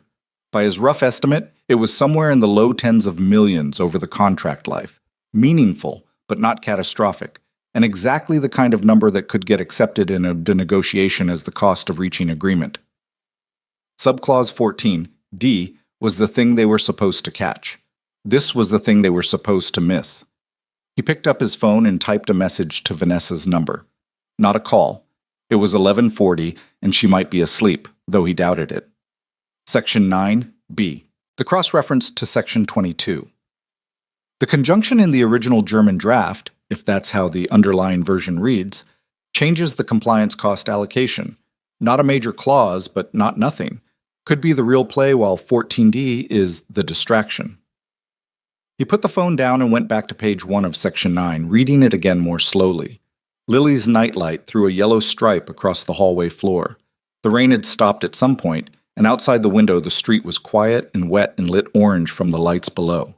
He had 64 more pages to read. He turned the page. Vanessa saw the message at 11:53, which meant she hadn't been asleep. She was at her kitchen table with the same document open on her laptop, a half-drunk glass of water beside it, working through the revised sections with the kind of focus that left her eyes dry and her back stiff. When the message came through, she read it once, then pulled up Section 9 on her screen and found subclause B and read it slowly, and then read it again. Then she called Davies. He answered on the second ring, which told her she wasn't the only one awake. Section 9b, she said. Cross-reference to Section 22, the conjunction. A pause, papers moving. Give me a minute. She waited. Heard him reading, heard the specific silence of someone who has just found what they were looking for and is taking a moment to be sure. The original term sheet, he said finally.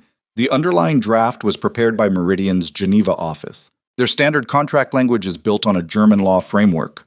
Another pause.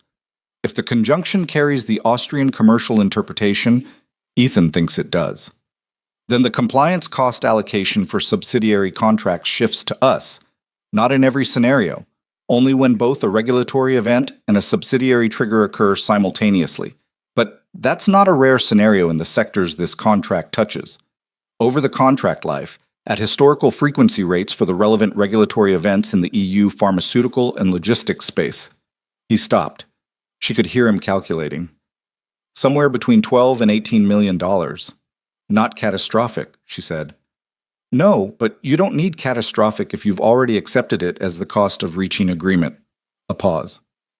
Subclause 14d was the decoy. That's what Ethan thinks. Davies was quiet for a moment. He read 112 pages in, 3 hours? He's still reading. Another pause, longer this time. When Davies spoke again, his voice had changed in a way that was subtle but real. A slight recalibration, the sound of someone updating an assessment they'd already made and finding they need to update it further. What are you planning to do with him, Vanessa? It was the first time he'd used her first name in a professional context in 18 months. She noticed it. I'm still working on that, she said. Work faster, he said. Meridian isn't the only one paying attention to him now. Chat. She told him in the morning, not in a formal meeting, not with Davies present, not in the conference room or her office. In the hallway outside the supply closet on 31 at 7:22, while Ethan was checking the cart's spray bottle and she was holding 2 coffees from the place 2 blocks over that she'd started stopping at on the way in. She handed him one. He took it without making it a thing, which she appreciated. Section 9, B, was the real play, she said. Davies confirmed it last night. 12 to 18 million in compliance cost exposure over the contract life. He nodded. He looked like a man who had slept about 4 hours and was running on the specific energy of someone accustomed to functioning below full capacity. Subclause 14, D, the audit trigger language. We're going to push back on that in the working session. They'll concede it. That's the point of it. He looked at his coffee. They concede the obvious thing. We feel like we've held the line. We missed the thing that stayed quiet in Section 9. Except we didn't miss it. Except we didn't miss it, he agreed. She stood with him in the hallway for a moment. The building was coming alive around them. Elevators, distant voices, the particular morning building sounds of a large organization waking up and starting its machinery. I want to talk to you about something, she said. Separate from the contract. He looked at her. There's going to be a board conversation next week, she said, about what role, if any, you should have going forward. Not maintenance. Something with a formal title and a formal salary and a formal place in the organizational structure. She kept her voice level, not making it bigger than it was. I want to have that conversation with you before I have it with them. He was quiet for a moment. Not the way people are quiet when they're pleased and trying not to show it. The way people are quiet when something lands in a complicated place. What kind of role? He said. Officially, it would be something in international operations, strategy and communication support. The specifics need work. She paused. Honestly, the role doesn't fully exist yet. I'd be building it around what you actually do, not fitting you into something already defined. That's a significant thing to offer someone based on 2 days. I know. The board knows about the Meridian offer? She hesitated just slightly. Not yet. He nodded slowly, turned the coffee cup in his hand. If I take a position here and the Meridian deal closes and the board moves on, 6 months from now, when none of this is current anymore, what's the case for keeping me? It was a fair question. She'd asked it of herself at 2 a.m. and hadn't fully answered it. That depends on what you do in those 6 months, she said, which depends on what I'm allowed to do, which depends on the board conversation. She held his gaze. I know it's circular, that's what I'm trying to cut through. He looked at her for a long moment with the expression she'd come to recognize as him deciding how much of something to give. My daughter has a dentist appointment Friday, he said. I need to be able to leave at 3. She blinked. Okay. I've taken 2 personal days in 11 months. I want to know whether a formal role means less flexibility or more, because right now, technically, I can move my schedule around as long as the work gets done. I don't know if that's still possible in a different position. She almost smiled and stopped herself. We can make it work. I'm not saying yes, he said. I'm saying I'll think about it. That's all I'm asking. He went back to checking the cart. She stood there for another second, not awkwardly, just finishing the moment, and then walked toward the elevator. Behind her, she heard him say, "The coffee's better than the office stuff." I know, she said, without turning around. The working session on Section 14 happened Thursday afternoon. Davies and Meridian's lead attorney, a man named Hoffman, sat across from each other at the smaller conference table with their respective legal teams flanking them. Vanessa was present but not leading. This was Davies' session, technical and specific, the kind of meeting that needed a lawyer's precision rather than an executive's authority. Ethan was not in the room. He was on 31, running his floor sweep, which was where he was supposed to be and where he'd told Vanessa he'd be when she'd asked whether he wanted to be there. I'll be more useful not being there, he'd said. Why? Because if I'm in the room, Hoffman is going to be thinking about me instead of the document. And if he's thinking about me, he's going to be careful in ways that make it harder to read what they actually want. She'd thought about it. He was right. So she'd had him write a briefing note instead. 3 pages. Handwritten because he said he thought better that way, which she'd had Marcus type up and print for Davies. The note identified subclause 14, D, as the expected concession point, flagged the Section 9, B, conjunction issue with a specific recommendation for revised language, and noted two other smaller concerns in sections 17 and 21 that were worth clarifying but weren't structural problems. Davies had read it that morning. His comment had been, "This is what a senior contract analyst produces after a week of review. He did it overnight." Now Davies was sitting across from Hoffman and working through the document with the methodical precision that was his primary professional value. And Vanessa was watching Hoffman's face the way she'd watched Reynard's face in the original session, looking for the tells. Subclause 14 D came up at the 40-minute mark. Hoffman pushed back briefly, the performance of resistance, and then conceded the audit trigger language with a revised proposal that moved the trigger to audit finding rather than initiation. Clean, reasonable, exactly what a good faith negotiating partner would offer. Davies accepted it and moved on. Vanessa watched Hoffman's shoulders drop by about half an inch, the specific physical release of a man whose expected outcome had just occurred. 20 minutes later, Davies said, "Section 9, subclause B. The conjunction in the compliance cost cross-reference." Hoffman's shoulders did not drop. They did something else, a very small tightening, barely visible, the kind of physical response that happens before the conscious mind has decided how to react. "The conjunction," he said. In the original German framework language, the UN/oder construction applied to the cross-reference to Section 22. Our reading is that the Austrian commercial interpretation applies, given the origin of the underlying draft. Davies slid a page across the table. "We'd like to resolve the ambiguity with explicit language clarifying the or reading, either condition sufficient, not both required." Hoffman looked at the page. Looked at it for longer than a man looks at something that doesn't contain a problem. "I'll need to consult with Geneva on this point," he said. "Of course," Davies said. "We can recess for 30 minutes, if that helps." The 30-minute recess lasted 55 minutes. Vanessa spent it in the hallway outside the conference room, drinking water and not checking her phone, which was a discipline she'd developed because checking her phone during recesses was how you let anxiety run the session. Davies came out at the 20-minute mark and stood beside her. "He called Geneva," Davies said, low enough that it didn't carry. "I could hear the call through the door. He spoke German, which tells you something." "What did you hear?"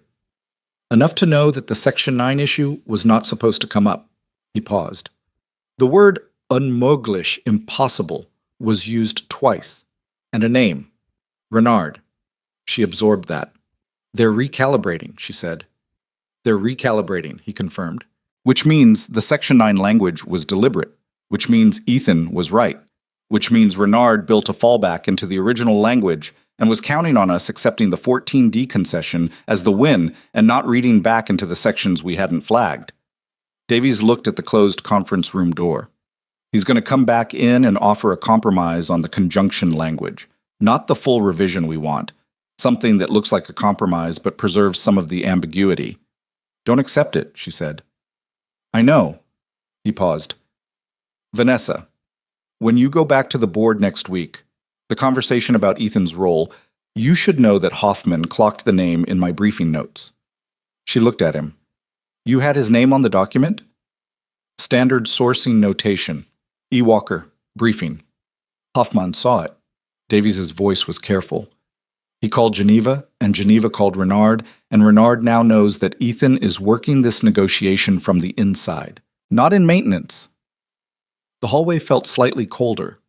"Then we need to move faster than I planned," she said. Hoffman's compromise proposal on the conjunction language was exactly what Davies had predicted. A clarifying note that acknowledged the ambiguity without resolving it, appended as an addendum rather than integrated into the clause itself. In practice, it preserved Meridian's ability to argue the Austrian interpretation in arbitration while appearing to address Blackstone's concern. Davies rejected it. He did it politely, specifically, and with 3 pages of supporting language that Ethan had drafted the night before for exactly this scenario, which Davies had adapted into formal legal prose. The alternative revision he proposed was clean, unambiguous, and left no room for the interpretation Meridian wanted. Hoffman went back to his documents, came back with a counter. Davies countered the counter. By 6 p.m., they had agreed on revised language for Section 9, B, that explicitly adopted the reading and cross-referenced both the Belgian and Austrian commercial precedents that informed the interpretation. It wasn't everything. There were still outstanding points in Section 17 and 21 that needed another round. But the structural risk was closed. Davies called Vanessa from the conference room before she'd gotten to the elevator. "Section 9 is clean," he said. "We have language." She stopped walking. "How did Hoffman take it?" "Professionally, he's good at his job." A pause. "He made one comment at the end that you should know about." "Tell me." He said, and I'm quoting, "Please convey our regards to Mr. Walker. His reading of the document was thorough." Davies paused again. "It wasn't a compliment. It was an acknowledgement. There's a difference." "I know the difference," she said. She told Ethan that evening, in the elevator going down, she'd caught him at the end of his shift, which she'd started to notice she was doing more deliberately than she'd originally admitted to herself. "Hoffman sent regards," she said. Ethan looked at the elevator floor numbers. "That's one way to put it." "They know you're reading the contract. Renard knows." He nodded, once. It wasn't surprise. "Does that change the Meridian offer calculation for you?" she said. He was quiet for a moment. The elevator descended through 20, 19, 18. "Renard made the offer because he wanted to remove a problem," he said. "If I take it, I'm not an asset to them. I'm a managed risk.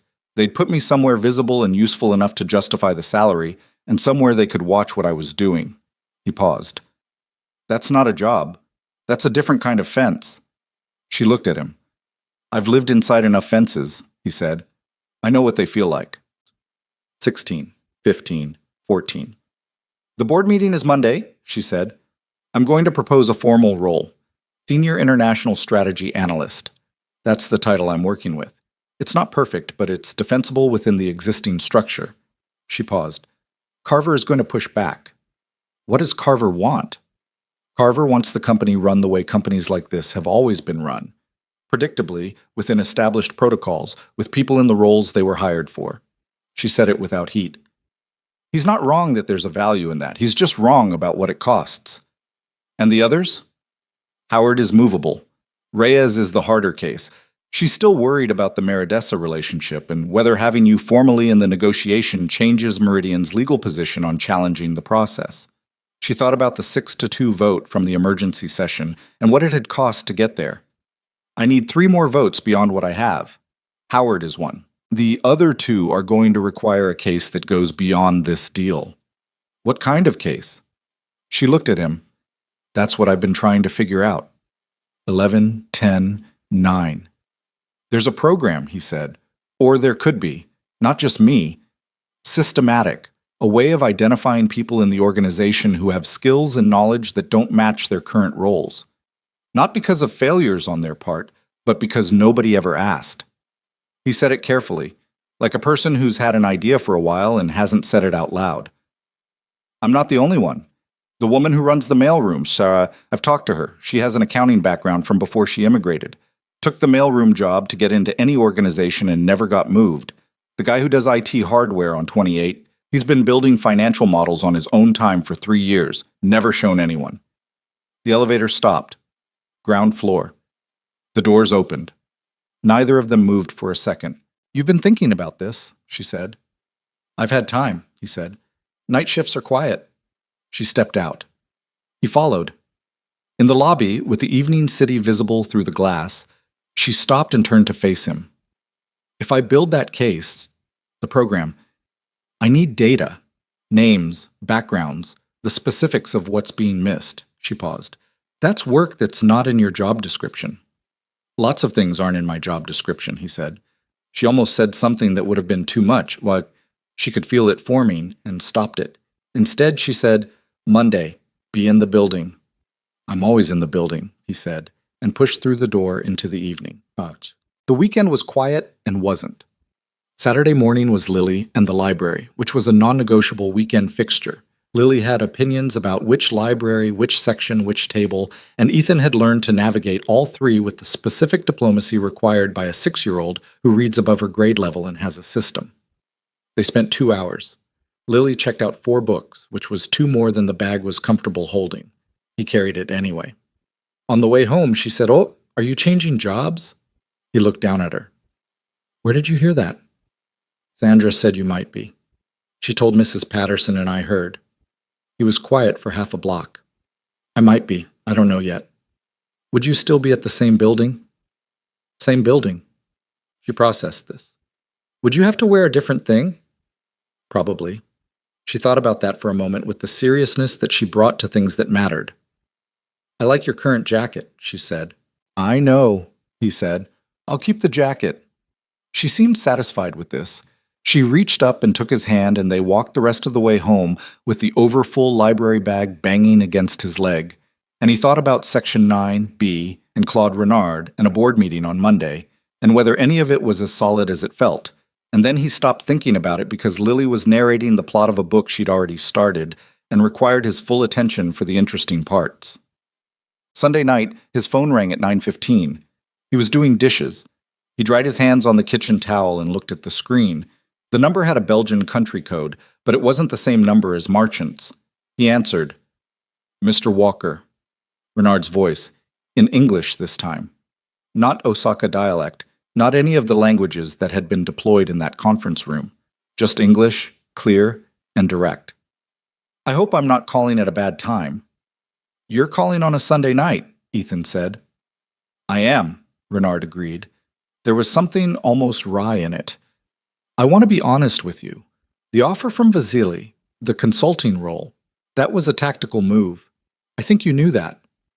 "I knew that," Ethan said. "What I'm calling about now is different." A pause. "I've been in this work for 30 years. I've sat across from very good people, trained negotiators, experienced lawyers, specialists with decades of institutional knowledge. What you did in that room last Tuesday was something I have not seen in 30 years. Ethan was quiet. "I'm not flattering you," Renard said. "Flattery would be a tactical move, and I told you this isn't that." Another pause. "I'm calling because I'm going to retire in 18 months, and when I do, there's a function that I perform, for Meridian and for other clients, that will need to go somewhere.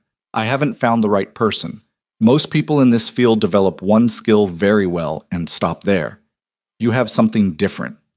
"You're offering me your job," Ethan said. "I'm offering you a conversation about it," Renard said. "The contract with Blackstone. It will close. The regulatory inquiry will complicate Meridian's position, but not fatally. Our legal team is managing it." A pause. "But the relationship between what you have and what any one company can use is limited. You understand that?"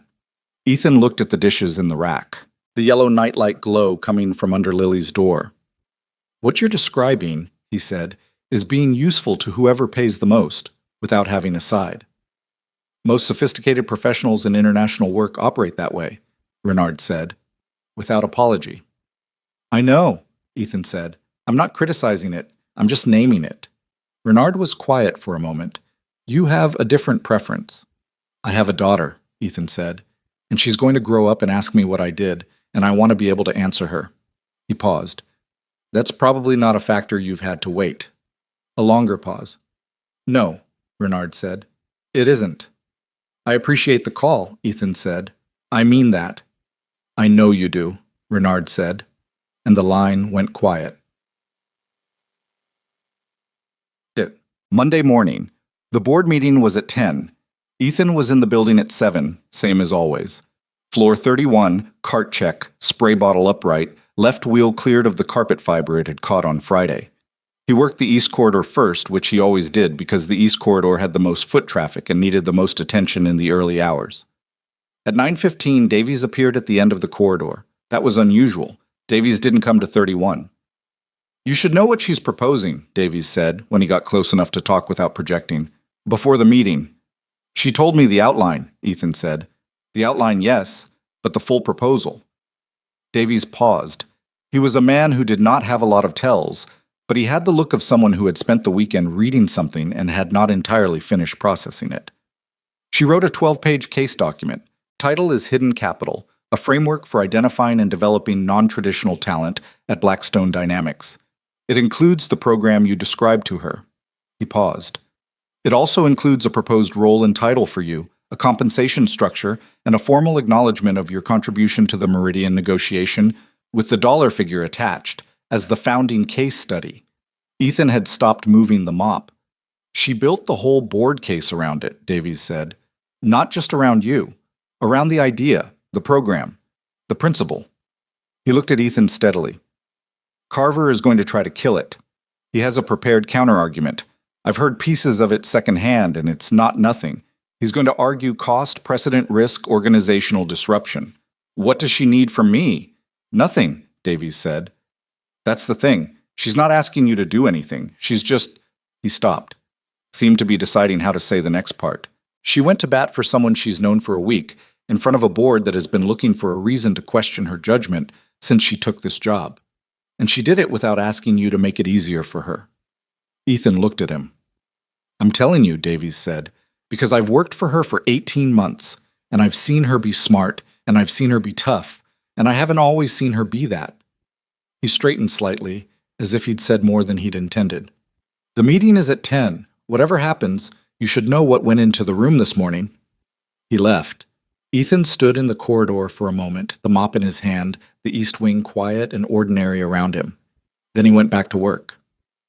Because the floor needed finishing, and finishing what you started was the only thing he'd ever known for certain was worth doing. At 9:58, 2 floors above him, Vanessa Hale walked into the boardroom with her 12-page document and sat down at the head of the table, and Richard Carver looked at her from across the room with the expression of a man who had already decided how this was going to go.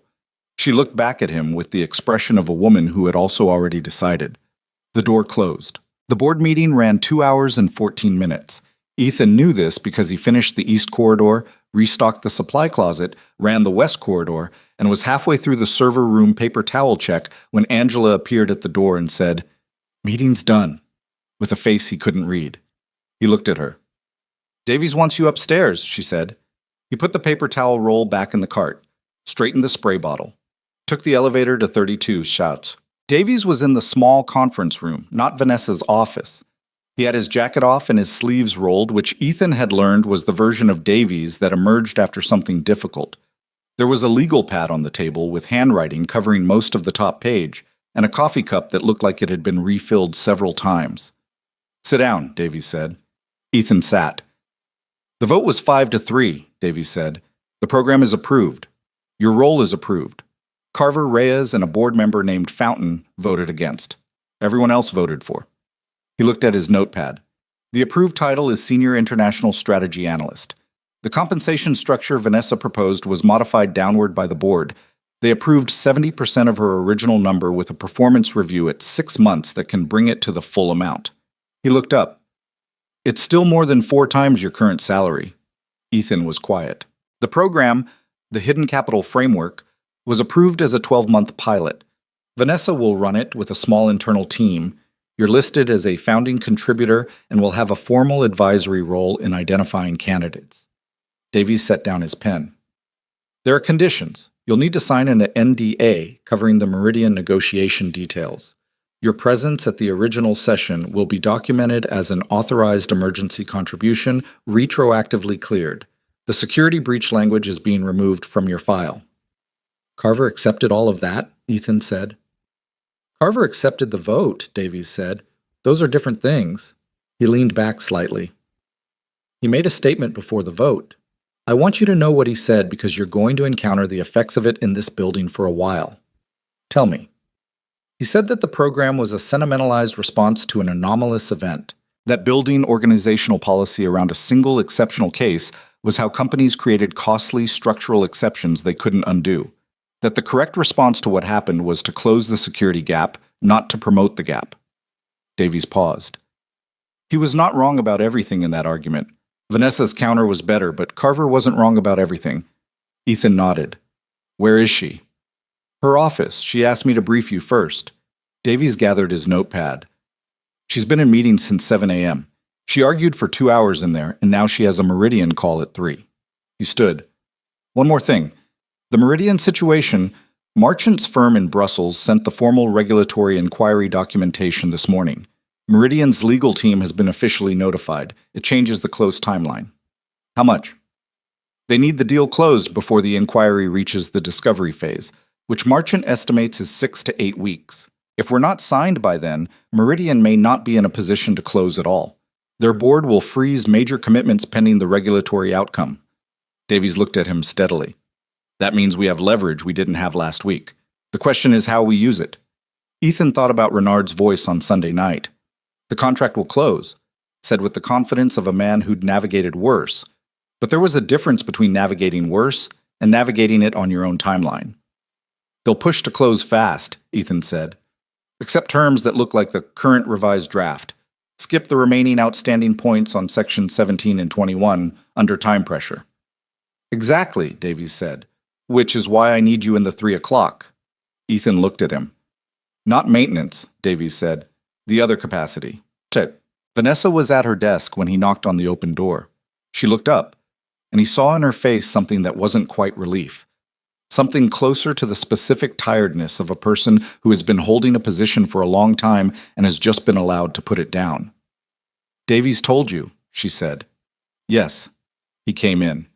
She gestured at the chair across from her desk, and he sat in it, which felt different from every other time he'd sat in a chair in this building. Not better, necessarily. Just different. More honest about what it was. Thank you, he said. She looked at him. Don't thank me yet. Carver's going to make the next 6 months uncomfortable. I know. The compensation is lower than I wanted. I know that too. He paused. It's still more than I've made in 3 years. She nodded. There was something in her expression, not pity, nothing like that, more like the specific acknowledgement of a fact that deserves to be acknowledged without being inflated. The 3 o'clock, she said. Braun's team is going to want to push for a closed date. Given Marchant's inquiry, they're going to be feeling the pressure even if they don't show it. She turned her monitor slightly so he could see the agenda. I want you reading the room, not translating. Davies will handle the formal language. But you know how Renard's team communicates, and I need to know when the urgency is real and when it's performed. Those are different things with Renard, he said. I know. That's why I need you. The 3 o'clock was different from every other session. Braun was not on the call. That was the first signal. His deputy, a woman named Katrin Sauer, led the Meridian side. Efficient, precise, with a different energy than Braun's measured confidence. Sauer was in a hurry in the way that people are in a hurry when they've been told they're in a hurry by someone above them. Renard was not visible on camera, but halfway through the session, Ethan noticed a shadow at the edge of the frame that moved twice. He was in the room, just off screen. Sauer opened with a revised close timeline, 4 weeks to final signing, which was aggressive given the outstanding points. She framed it as a gesture of commitment, a demonstration of Meridian's seriousness about the partnership. Davies responded with the outstanding points on Sections 17 and 21 calmly, specifically, without acknowledging the timeline pressure at all. Sauer pushed. Davies noted the points again. Sauer offered to fold the Section 17 discussion into a post-signing appendix, a standard mechanism for deferring minor points until after the main agreement was executed. Ethan leaned toward Vanessa and said low, Section 17 is not minor. They know that. They're testing whether we know it. She passed a note to Davies. Davies looked at it and said, Section 17 needs to be resolved in the primary agreement. The compensation structure for early termination by either party isn't something we can defer. Sauer paused. Off camera, the shadow shifted. They went through Section 17 over the next 30 minutes. It was detailed and occasionally tense and ended with revised language that was acceptable.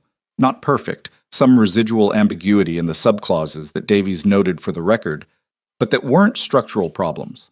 Section 21 was shorter. Ethan flagged one phrase in Sauer's proposed revision, a German compound word that had a specific meaning in the context of insurance indemnification law that differed from its plain translation. Davies pushed for explicit clarification. Sauer conceded it. At 5:15, with both outstanding sections resolved, Sauer said, We'd like to propose a signing date, 4 weeks from today. Vanessa looked at Davies. Davies looked at his notes. Ethan looked at the edge of the camera frame where the shadow was. 3 weeks, Vanessa said. Sauer blinked. Ms. Hale, 4 weeks gives both teams adequate time to... 3 weeks, Vanessa said again, not aggressively, just clearly. If the document is clean, and we believe it is, pending final legal review, 3 weeks is adequate. 4 weeks adds time neither party benefits from. The silence on the other end of the call was the kind that has content. Then Sauer said, "I'll confirm with our principal. We'll have an answer by tomorrow morning." The answer came at 7:41 the next morning. 3 weeks. Confirmed. Davies forwarded the email to Vanessa with a single line appended. They needed it closed. We just made it happen on our schedule. Vanessa forwarded it to Ethan. He read it in the facility's locker room, still in his maintenance uniform, before changing for the first day in his new capacity. He sat on the bench for a moment with his phone in his hand. 3 weeks. A signing date. A role with a title and a salary, and a performance review in 6 months. A daughter with 4 library books, and opinions about his jacket. None of it felt like the thing he'd expected when he'd knocked on that conference room door 11 days ago. He hadn't expected anything when he knocked, which was maybe the only reason he'd knocked at all. You make different decisions when you're not calculating the outcome. You just do the thing that seems necessary and deal with what comes from it. He put the phone in his locker and changed his clothes. The 3 weeks were not smooth. Carver made his discomfort known through the mechanisms available to him. Questions at the executive level about the Hidden Capital program's cost structure. A request for a formal legal review of Ethan's retroactive authorization for the original session.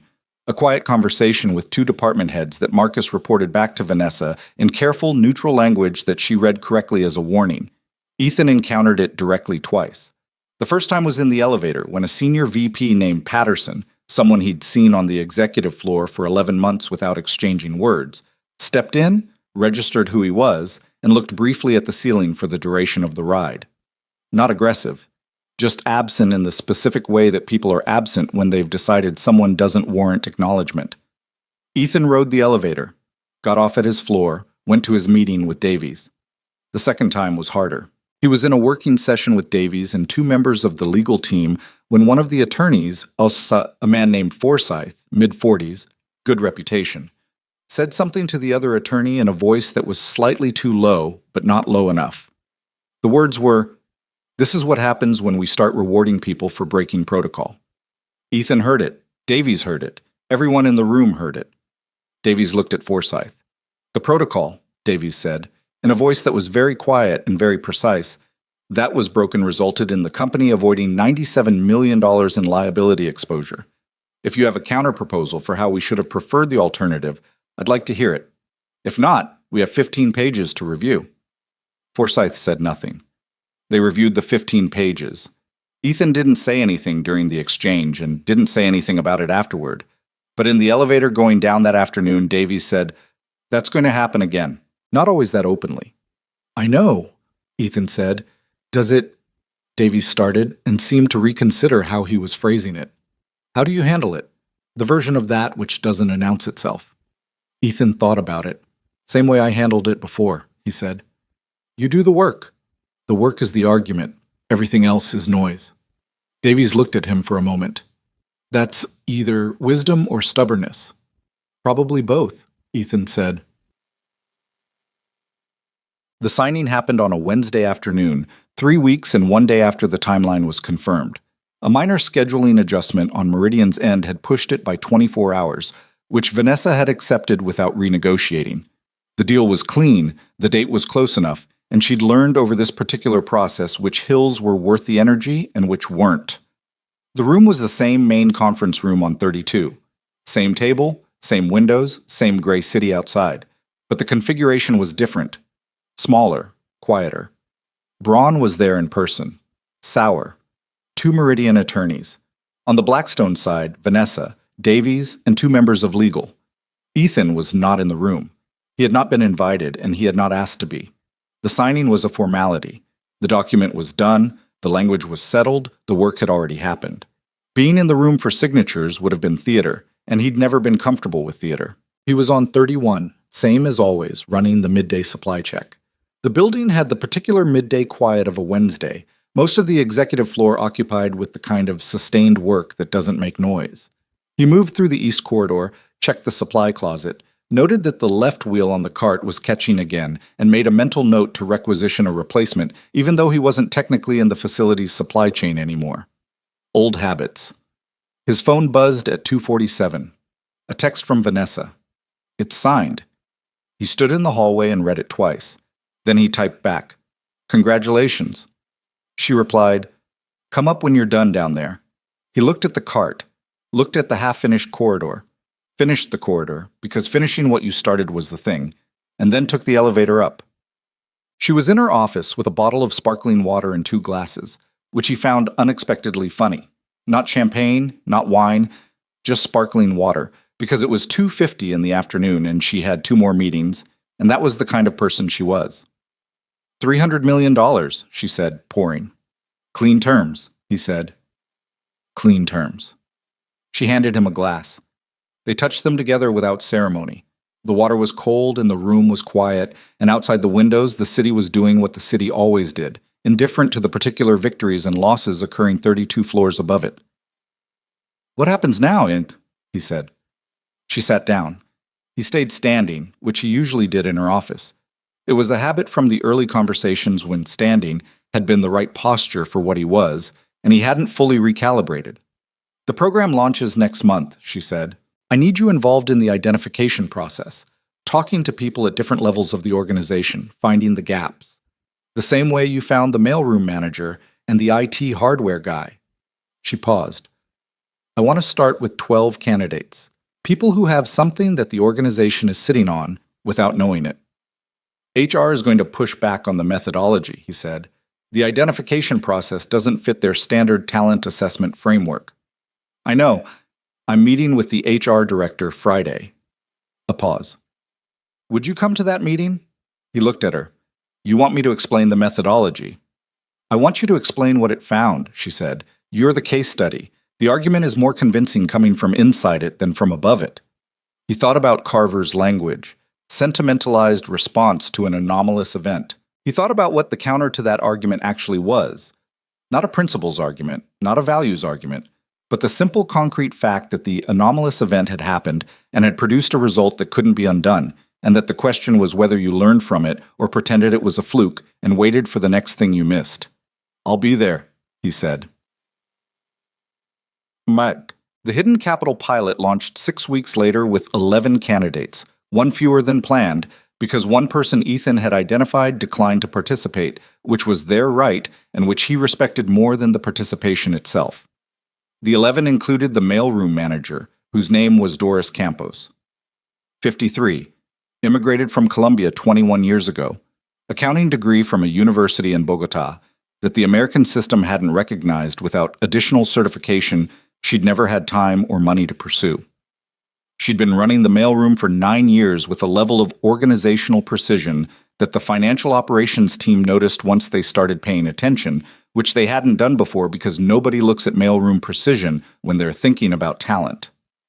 3 weeks into the pilot, Doris was doing a rotation in the financial operations department. 6 weeks in, she'd identified a recurring error in the accounts payable reconciliation process that had been generating small discrepancies for 2 years. Not large individually, aggregated across the period, close to $400,000 in unresolved variances that nobody had connected because nobody had been looking at the full picture from her angle. The financial operations director, to his credit, came to Vanessa directly and said, "I need to talk to you about the mailroom." Vanessa said, "I know, keep going." There were other stories. The IT hardware technician, whose name was Marcus, different Marcus, not her assistant, which created momentary confusion the first time she referenced him in a meeting, had 3 years of self-built financial models that, once reviewed by the strategy team, turned out to include a competitive analysis methodology that the team had been paying an external consultancy $40,000 a year to produce in less detail. None of it was magic. None of it was the dramatic boardroom reversal of the Meridian session. It was slower and quieter and more ordinary, which was exactly what made it real. Talent doesn't usually announce itself through a conference room door. It sits in the mailroom for 9 years. It runs hardware checks on the 28th floor while building models on its own time. It pushes a cart through a hallway at 11 p.m. and hears something through a wall that changes the outcome of a $300 million negotiation. The 6-month review of Ethan's role came in the middle of all of this. Davies ran it, which Vanessa had arranged deliberately. She didn't want to be the one evaluating someone she'd championed, because that was how you created the appearance of a protected outcome. Davies ran it straight, with input from the legal team, the strategy department, and the 3 working sessions Ethan had participated in since the role began. The result was a recommendation for the full compensation structure, approved by the board, 5-3. Same coalition as before, -1. Reyes had moved from against to abstain, which in practice meant for. Carver voted against and said nothing during the meeting, which Vanessa found more unsettling than his arguments. A man who stops arguing has either accepted the situation or started working on something else. She kept watching. Well, Ethan paid off the debt in month 4. Not all of it at once. It didn't work that way. It never worked cleanly the way you imagined when you were on the other side of it. But the significant portion, the number that had been sitting at the back of his calculations for 3 years, shaping every decision about what he could afford and what he couldn't, that number went to 0 on a Tuesday morning when he transferred the final payment and sat at the kitchen table for a while afterward doing nothing. Lily was at school. The apartment was quiet. The sun was coming through the window at the angle it came through in the morning, and he sat in it and didn't think about very much at all, which was a luxury he'd almost forgotten was available. He called Sandra. "It's done," he said.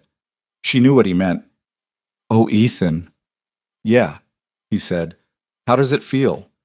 He thought about it honestly, like a thing that was there and now isn't, which is different from how I thought it would feel. "What did you think it would feel like?" "Bigger," he said. "I thought it would feel bigger." "It's going to feel bigger later," she said. "That's how those things work. Right now you're still in the moment of it. Give it a week." She was right. A week later, picking Lily up from school on a Thursday, her dentist appointment had been rescheduled again, which was a minor ongoing negotiation with a 6-year-old who had opinions about dentists. He felt it. She came running out of the building with her backpack swinging and a picture she'd made in art class, already talking before she reached him, and he picked her up mid-sentence, and the weight of her was the same weight it always was, and the feeling was something he didn't have a word for. Relief wasn't right. Gratitude wasn't quite right either. It was simpler than both of those. It was just the feeling of not carrying the other thing anymore, which left room for this. "Dad," she said, slightly muffled against his shoulder, "you're squishing the picture." "Sorry," he said, and didn't put her down for another 10 seconds.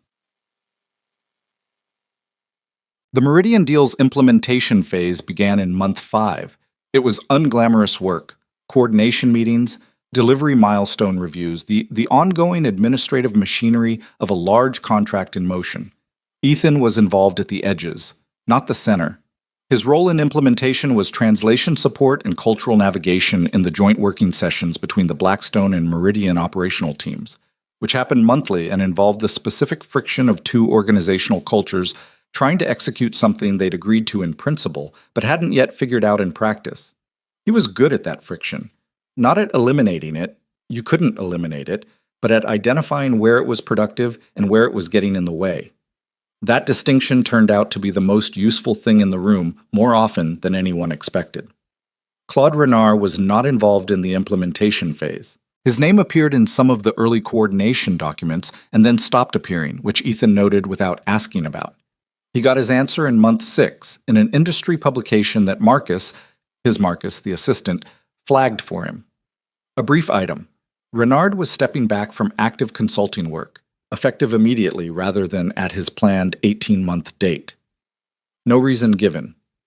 The regulatory inquiry in Belgium had moved to a formal investigation phase 2 months prior.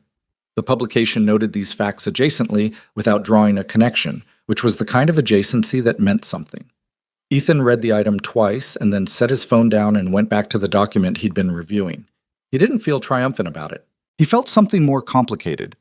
A recognition that the man had been genuinely good at what he did, that there was something that deserved respect in 30 years of skill at anything, and that it was possible to respect a skill and still be glad the person wielding it was no longer pointing it at you. That was about as clean as it got. The evening it happened. The specific evening that Vanessa would think about afterward when she tried to find the moment that closed the story, she was working late. Not unusually late. She worked late most days. The difference this evening was that most of the executive floor had emptied earlier than usual because of a company social event she'd ducked out of after 40 minutes, the minimum duration that counted as attending, and the floor was quieter than it usually was at 8:30. She was reviewing the program's 6-month report. 11 candidates, now 9 still active. One had left the company for personal reasons. One had determined the program's path wasn't the right fit, which were both acceptable outcomes. Of the 9 remaining, 6 had moved into expanded roles, 2 were in formal development tracks, and one, Doris Campos, had just been offered a position as a junior financial analyst with a title and a salary and a performance review at 6 months. The numbers in the report were good, not spectacular. The program was still a pilot, still being figured out in real time, still generating as many questions as answers. But good, solid, the kind of good that was worth something because it wasn't performed. She was reading the section on candidate identification methodology when she noticed the light. Down the hallway, past 2 empty offices and the glass-walled conference room that was dark, there was a third office that was not dark. The door was slightly open. A desk lamp was on. She'd given Ethan that office at the start of the role, small, interior-facing, next to a storage room that nobody had successfully repurposed since the filing system went digital. Not a prestigious location, but it had a door that closed and a surface to work on, which was what he'd asked for. She hadn't expected him to be there this late. She walked down the hallway, stopped in the doorway. He was at his desk with a notebook open, the handwritten kind, physical, the way he did his best thinking. And on the desk beside it, a language learning application open on his tablet. The audio was playing through one earbud, the other earbud was out. He was writing something in the notebook while listening, which was his method, the way he'd told her he retained things. Hear it, write it, use it in a sentence, hear it again. The language on the tablet, from the few words she caught before she said anything, sounded like Portuguese. Brazilian variant, probably, based on the rhythm. She stood in the doorway for a moment without speaking. He noticed her, she wasn't being particularly quiet, and took the earbud out. "Still here?" he said. "Same question," she said. He looked at the tablet. "Portuguese. We have 2 implementation partners in Sao Paulo coming in next quarter. The operational working sessions are going to hit the same register problem the Meridian session did if nobody in the room can track informal communication. You're learning Portuguese for a meeting that's 4 months away. It takes time to get the register right," he said. "You can't cram the register." She leaned against the doorframe. The hallway behind her was empty and quiet, the city doing its late evening thing outside the windows at the end of the hall. Lights, movement, the perpetual background of a place that didn't really stop. "How many will that be?" she asked. He considered. 9, if you count Moroccan Arabic separately from Gulf Arabic, which I do. 9 languages. He'd been at 8 when she first asked. In the time since, in the middle of a new role, the implementation work, the program development, a 6-year-old with library opinions, he'd started on a 9th. She thought about what she'd written on that notepad the first night. How do you lose something you never knew you had? She'd been thinking about Ethan when she wrote it, about how close the company had come to never knowing he existed, about how many times he'd pushed that cart through the building without anyone in a position to make a different decision ever stopping to wonder what was pushing it. But standing in the doorway watching him with his notebook and his earbud and the quiet, focused energy of someone doing something for its own sake, not for the review in 6 months, not for the board, not for the $300 million deal that was already history, she understood that the question she'd been asking was the wrong question. You don't lose what you never knew you had. You just never look. The looking was the whole thing. The looking was the decision you made or didn't make every time someone you didn't expect to matter passed through a room where you had the authority and the comfort level to look past them. Carver wasn't wrong that it was easier not to look. Easier and tidier and more consistent with a world that had assigned everyone to the roles it felt they deserved and didn't want to be bothered renegotiating. The problem was that the world was wrong about what people deserved, with a frequency that should have been humbling and mostly wasn't, because the people who suffered from that wrongness were usually not in the rooms where the decisions got made. She thought about Doris Campos running the mailroom for 9 years. She thought about $400,000 sitting in a reconciliation error because nobody had looked. She thought about Ethan in this hallway 11 days into her crisis, hand on a cleaning cart, knowing something that 20 specialists didn't know, standing at the edge of a room he wasn't supposed to enter. She had almost not let him in. She needed to remember that. Not as guilt. Guilt was useless, but as information. She had almost not let him in, and the version of herself that almost didn't was the default version, the one that existed without conscious decision. The different version, the one that said a chair and meant it, was a choice. It required choosing every time. That was the thing worth keeping. "You should go home," she said. He looked at the notebook, then at the tablet. 30 more minutes. "You always say that." "It's usually accurate," he said. She pushed off the doorframe. "How's Lily?" He smiled, which was a thing she'd seen maybe 4 times in 2 months, and which still had the quality of something slightly surprising, like weather that wasn't in the forecast. She finished all 4 library books. She started rating them. Rating them how? Stars. She made a chart. He paused. She gave the one I recommended 2 stars. "Which one did you recommend?" "One about a kid who learns to sail. I thought she'd like it." "What was wrong with it?" According to Lily, the main character made too many mistakes. He said it with the specific tone of a person who finds something both funny and slightly personal. She prefers characters who figure things out faster. Vanessa laughed. A real one, not the managed version she used in meetings. "She sounds like someone I know." He looked at her. "She's better at it," he said. "She's 6 and she already knows what she's good at. I didn't figure that out until considerably later." "When did you figure it out?" He thought about it. The desk lamp made the small office warm in particular, the kind of light that belongs to late evenings and genuine conversation. "In a hallway," he said, "about 2 months ago." She held his gaze for a moment. Not dramatically, just the length of time it took for the honesty in the answer to land and settle. "Good night, Ethan," she said. "Good night, Ms. Hale," he said, and put the earbud back in. She walked down the hallway toward the elevator, past the empty offices and the dark conference room, and she was smiling in the specific way that happens when something has ended correctly. Not perfectly, because nothing ends perfectly, but correctly, which is the thing that actually matters and is much harder to achieve. Behind her in the small interior-facing office, Ethan Walker opened his notebook to a fresh page and wrote a sentence in Portuguese and then said it quietly to himself, listening to the way it sat in his mouth, whether it felt borrowed or whether it was starting to feel real. It was starting to feel real. That was how it always worked. You borrowed the language until the language became yours, until the words stopped being foreign and started being something you thought in, dreamed in, used without noticing that you were using them. It wasn't talent, it wasn't a gift. It was the particular stubborn willingness to stay in the room with something until it opened up, to resist the pull toward what was already comfortable, to keep going past the point where most people decided they'd learned enough. He'd learned that lesson young, in the specific way that lessons learned young become structural. They don't just inform your decisions, they become the shape your decisions take. His father had been a man who fixed things, who treated every broken thing as a puzzle and every puzzle as worth his full attention. He died when Ethan was 19, before Ethan had understood what that posture actually was. He'd just thought his father liked fixing things. He understood now that it was something else. The refusal to accept that broken was a permanent state. Everything broken had a solution if you were patient enough and honest enough about the actual problem. He'd applied that to cargo manifests in Liège and engine blocks in Stuttgart and rice harvest logistics in rural Japan, and eventually to a contract that was trying to become something it wasn't while 20 experts watched it happen and couldn't see it. He wasn't extraordinary. He needed to be clear with himself about that, because the version of the story that made him extraordinary was the version that missed the point. He'd been in the hallway at the right moment. He'd known things that happened to be necessary at the right moment.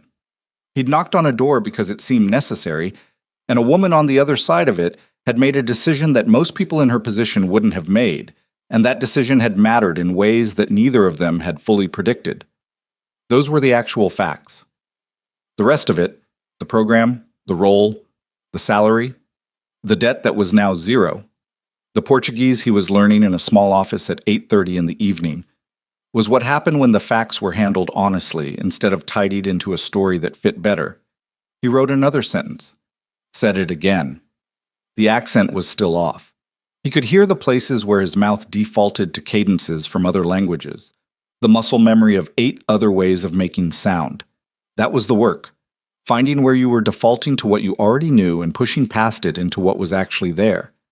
Same work as everything else, slower than he'd like, and necessary. He turned the page and started again. The $300 million contract ran its first year without a major incident.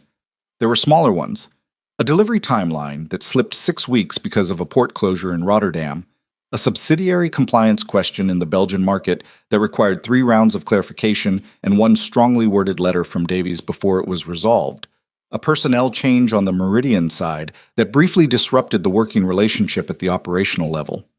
None of these were crises. They were the ordinary friction of a large agreement between two organizations that were still learning how to work together, and they were handled the way ordinary friction gets handled when the agreement underneath is sound, with work and time and the willingness to stay at the table. Ethan was at the table for some of it and not others. He learned where his presence mattered and where it didn't, which took longer than he expected and required more mistakes than he wanted. He got a clause wrong once, a translation judgment call in a working session that he was confident about and shouldn't have been, that cost an afternoon of backtracking and an apology that he gave directly, without elaboration, to the person it affected. She accepted it. He filed it in the category of things that happened when you were doing real work and moved on. The Hidden Capital program, at 12 months, had identified 31 candidates across the organization. 18 were in some form of expanded role or formal development track. Doris Campos was 2 months into her junior analyst position and had already found 2 more reconciliation anomalies, smaller than the first but real. The board approved a second year of the program at the annual review. Carver voted against, with a written objection attached to the record. The objection was specific and detailed and not entirely wrong, and Vanessa kept a copy of it on her desk as a reminder that the people who were wrong about you were often right about something. The thing about Carver was that he genuinely believed what he said. He wasn't corrupt, wasn't self-interested in the simple way that made it easy to dismiss him. He believed in order, in protocol, in the established categories that assigned people their place and kept things predictable. He was wrong about what that cost. But he wasn't wrong that the cost of disrupting it was also real, that every exception created a question, that you couldn't build an organization entirely on the principle of looking past its own structure. What he couldn't see, what his version of order didn't have room for, was that the structure had already been making a different kind of exception for years. It had been accepting Doris Campos from the accounting work she could do. It had been accepting Ethan Walker from every room where his actual value was relevant. The exception wasn't the program. The program was the correction. Vanessa tried explaining this to him once at a board dinner, in the specific way you explain things to people you don't expect to convince but want to be honest with anyway. He listened. He said, "I understand the argument. I think the risk is different from how you're calculating it." They had a glass of wine and moved on, and the next board meeting was the same as the one before it, and that was probably how it was going to be for a while. She could live with that. On a Friday evening in the 13th month, Ethan picked up Lily from school and they went to the library. Different library this time, farther away, because Lily had decided the closer one's selection in her preferred section was inadequate, which was a judgment she'd arrived at through a process he didn't fully understand but respected on principle. She checked out 3 books and rated the selection a 4 out of 5, which was high for a first visit. On the bus home, she said, "Dad, what's your job now?" He looked at her. He'd explained it before, several times, in several different ways. But she had a habit of asking questions she already knew the answer to as a way of checking whether the answer was still the same. "I help make sure people understand each other," he said, "when they're working together and speaking different languages." "What kind of languages?" "All kinds. Words, and also the way people mean things, which isn't always the same as what they say." She thought about this with the seriousness she gave things that interested her. That's like being a translator. Kind of. But more? A little more, he said. She accepted this, looked out the window at the city going by. "Can I learn a language?" she said. "Which one?" She thought about it. "All of them," she said, "but one first." He looked at her, this small person with her library books and her 4 out of 5 ratings and her gap-toothed seriousness, and felt something that he'd learned in the past year to not try to name too precisely. It was too large for the words available, and it was fine that way. "We'll start with 1, he said, "and see where it goes." "Okay," she said, and opened the first book. The city moved around them, indifferent and enormous, full of rooms that Ethan Walker hadn't yet walked into, and languages that hadn't yet become his, and work that was still ahead in a shape he couldn't fully see. That was all right. He'd never needed to see the whole shape. He just needed to do the next thing. Knock on the next door, learn the next word, show up to the next shift with his hands ready and his attention on the actual problem. The rest had a way of following from that, if you were honest about the work and patient about the outcome, and stubborn enough not to stop in the hallway when the room needed you to come inside. Some people spent their whole lives being told what they were worth by the rooms they'd been put in. A few of them knocked anyway. That was the whole story.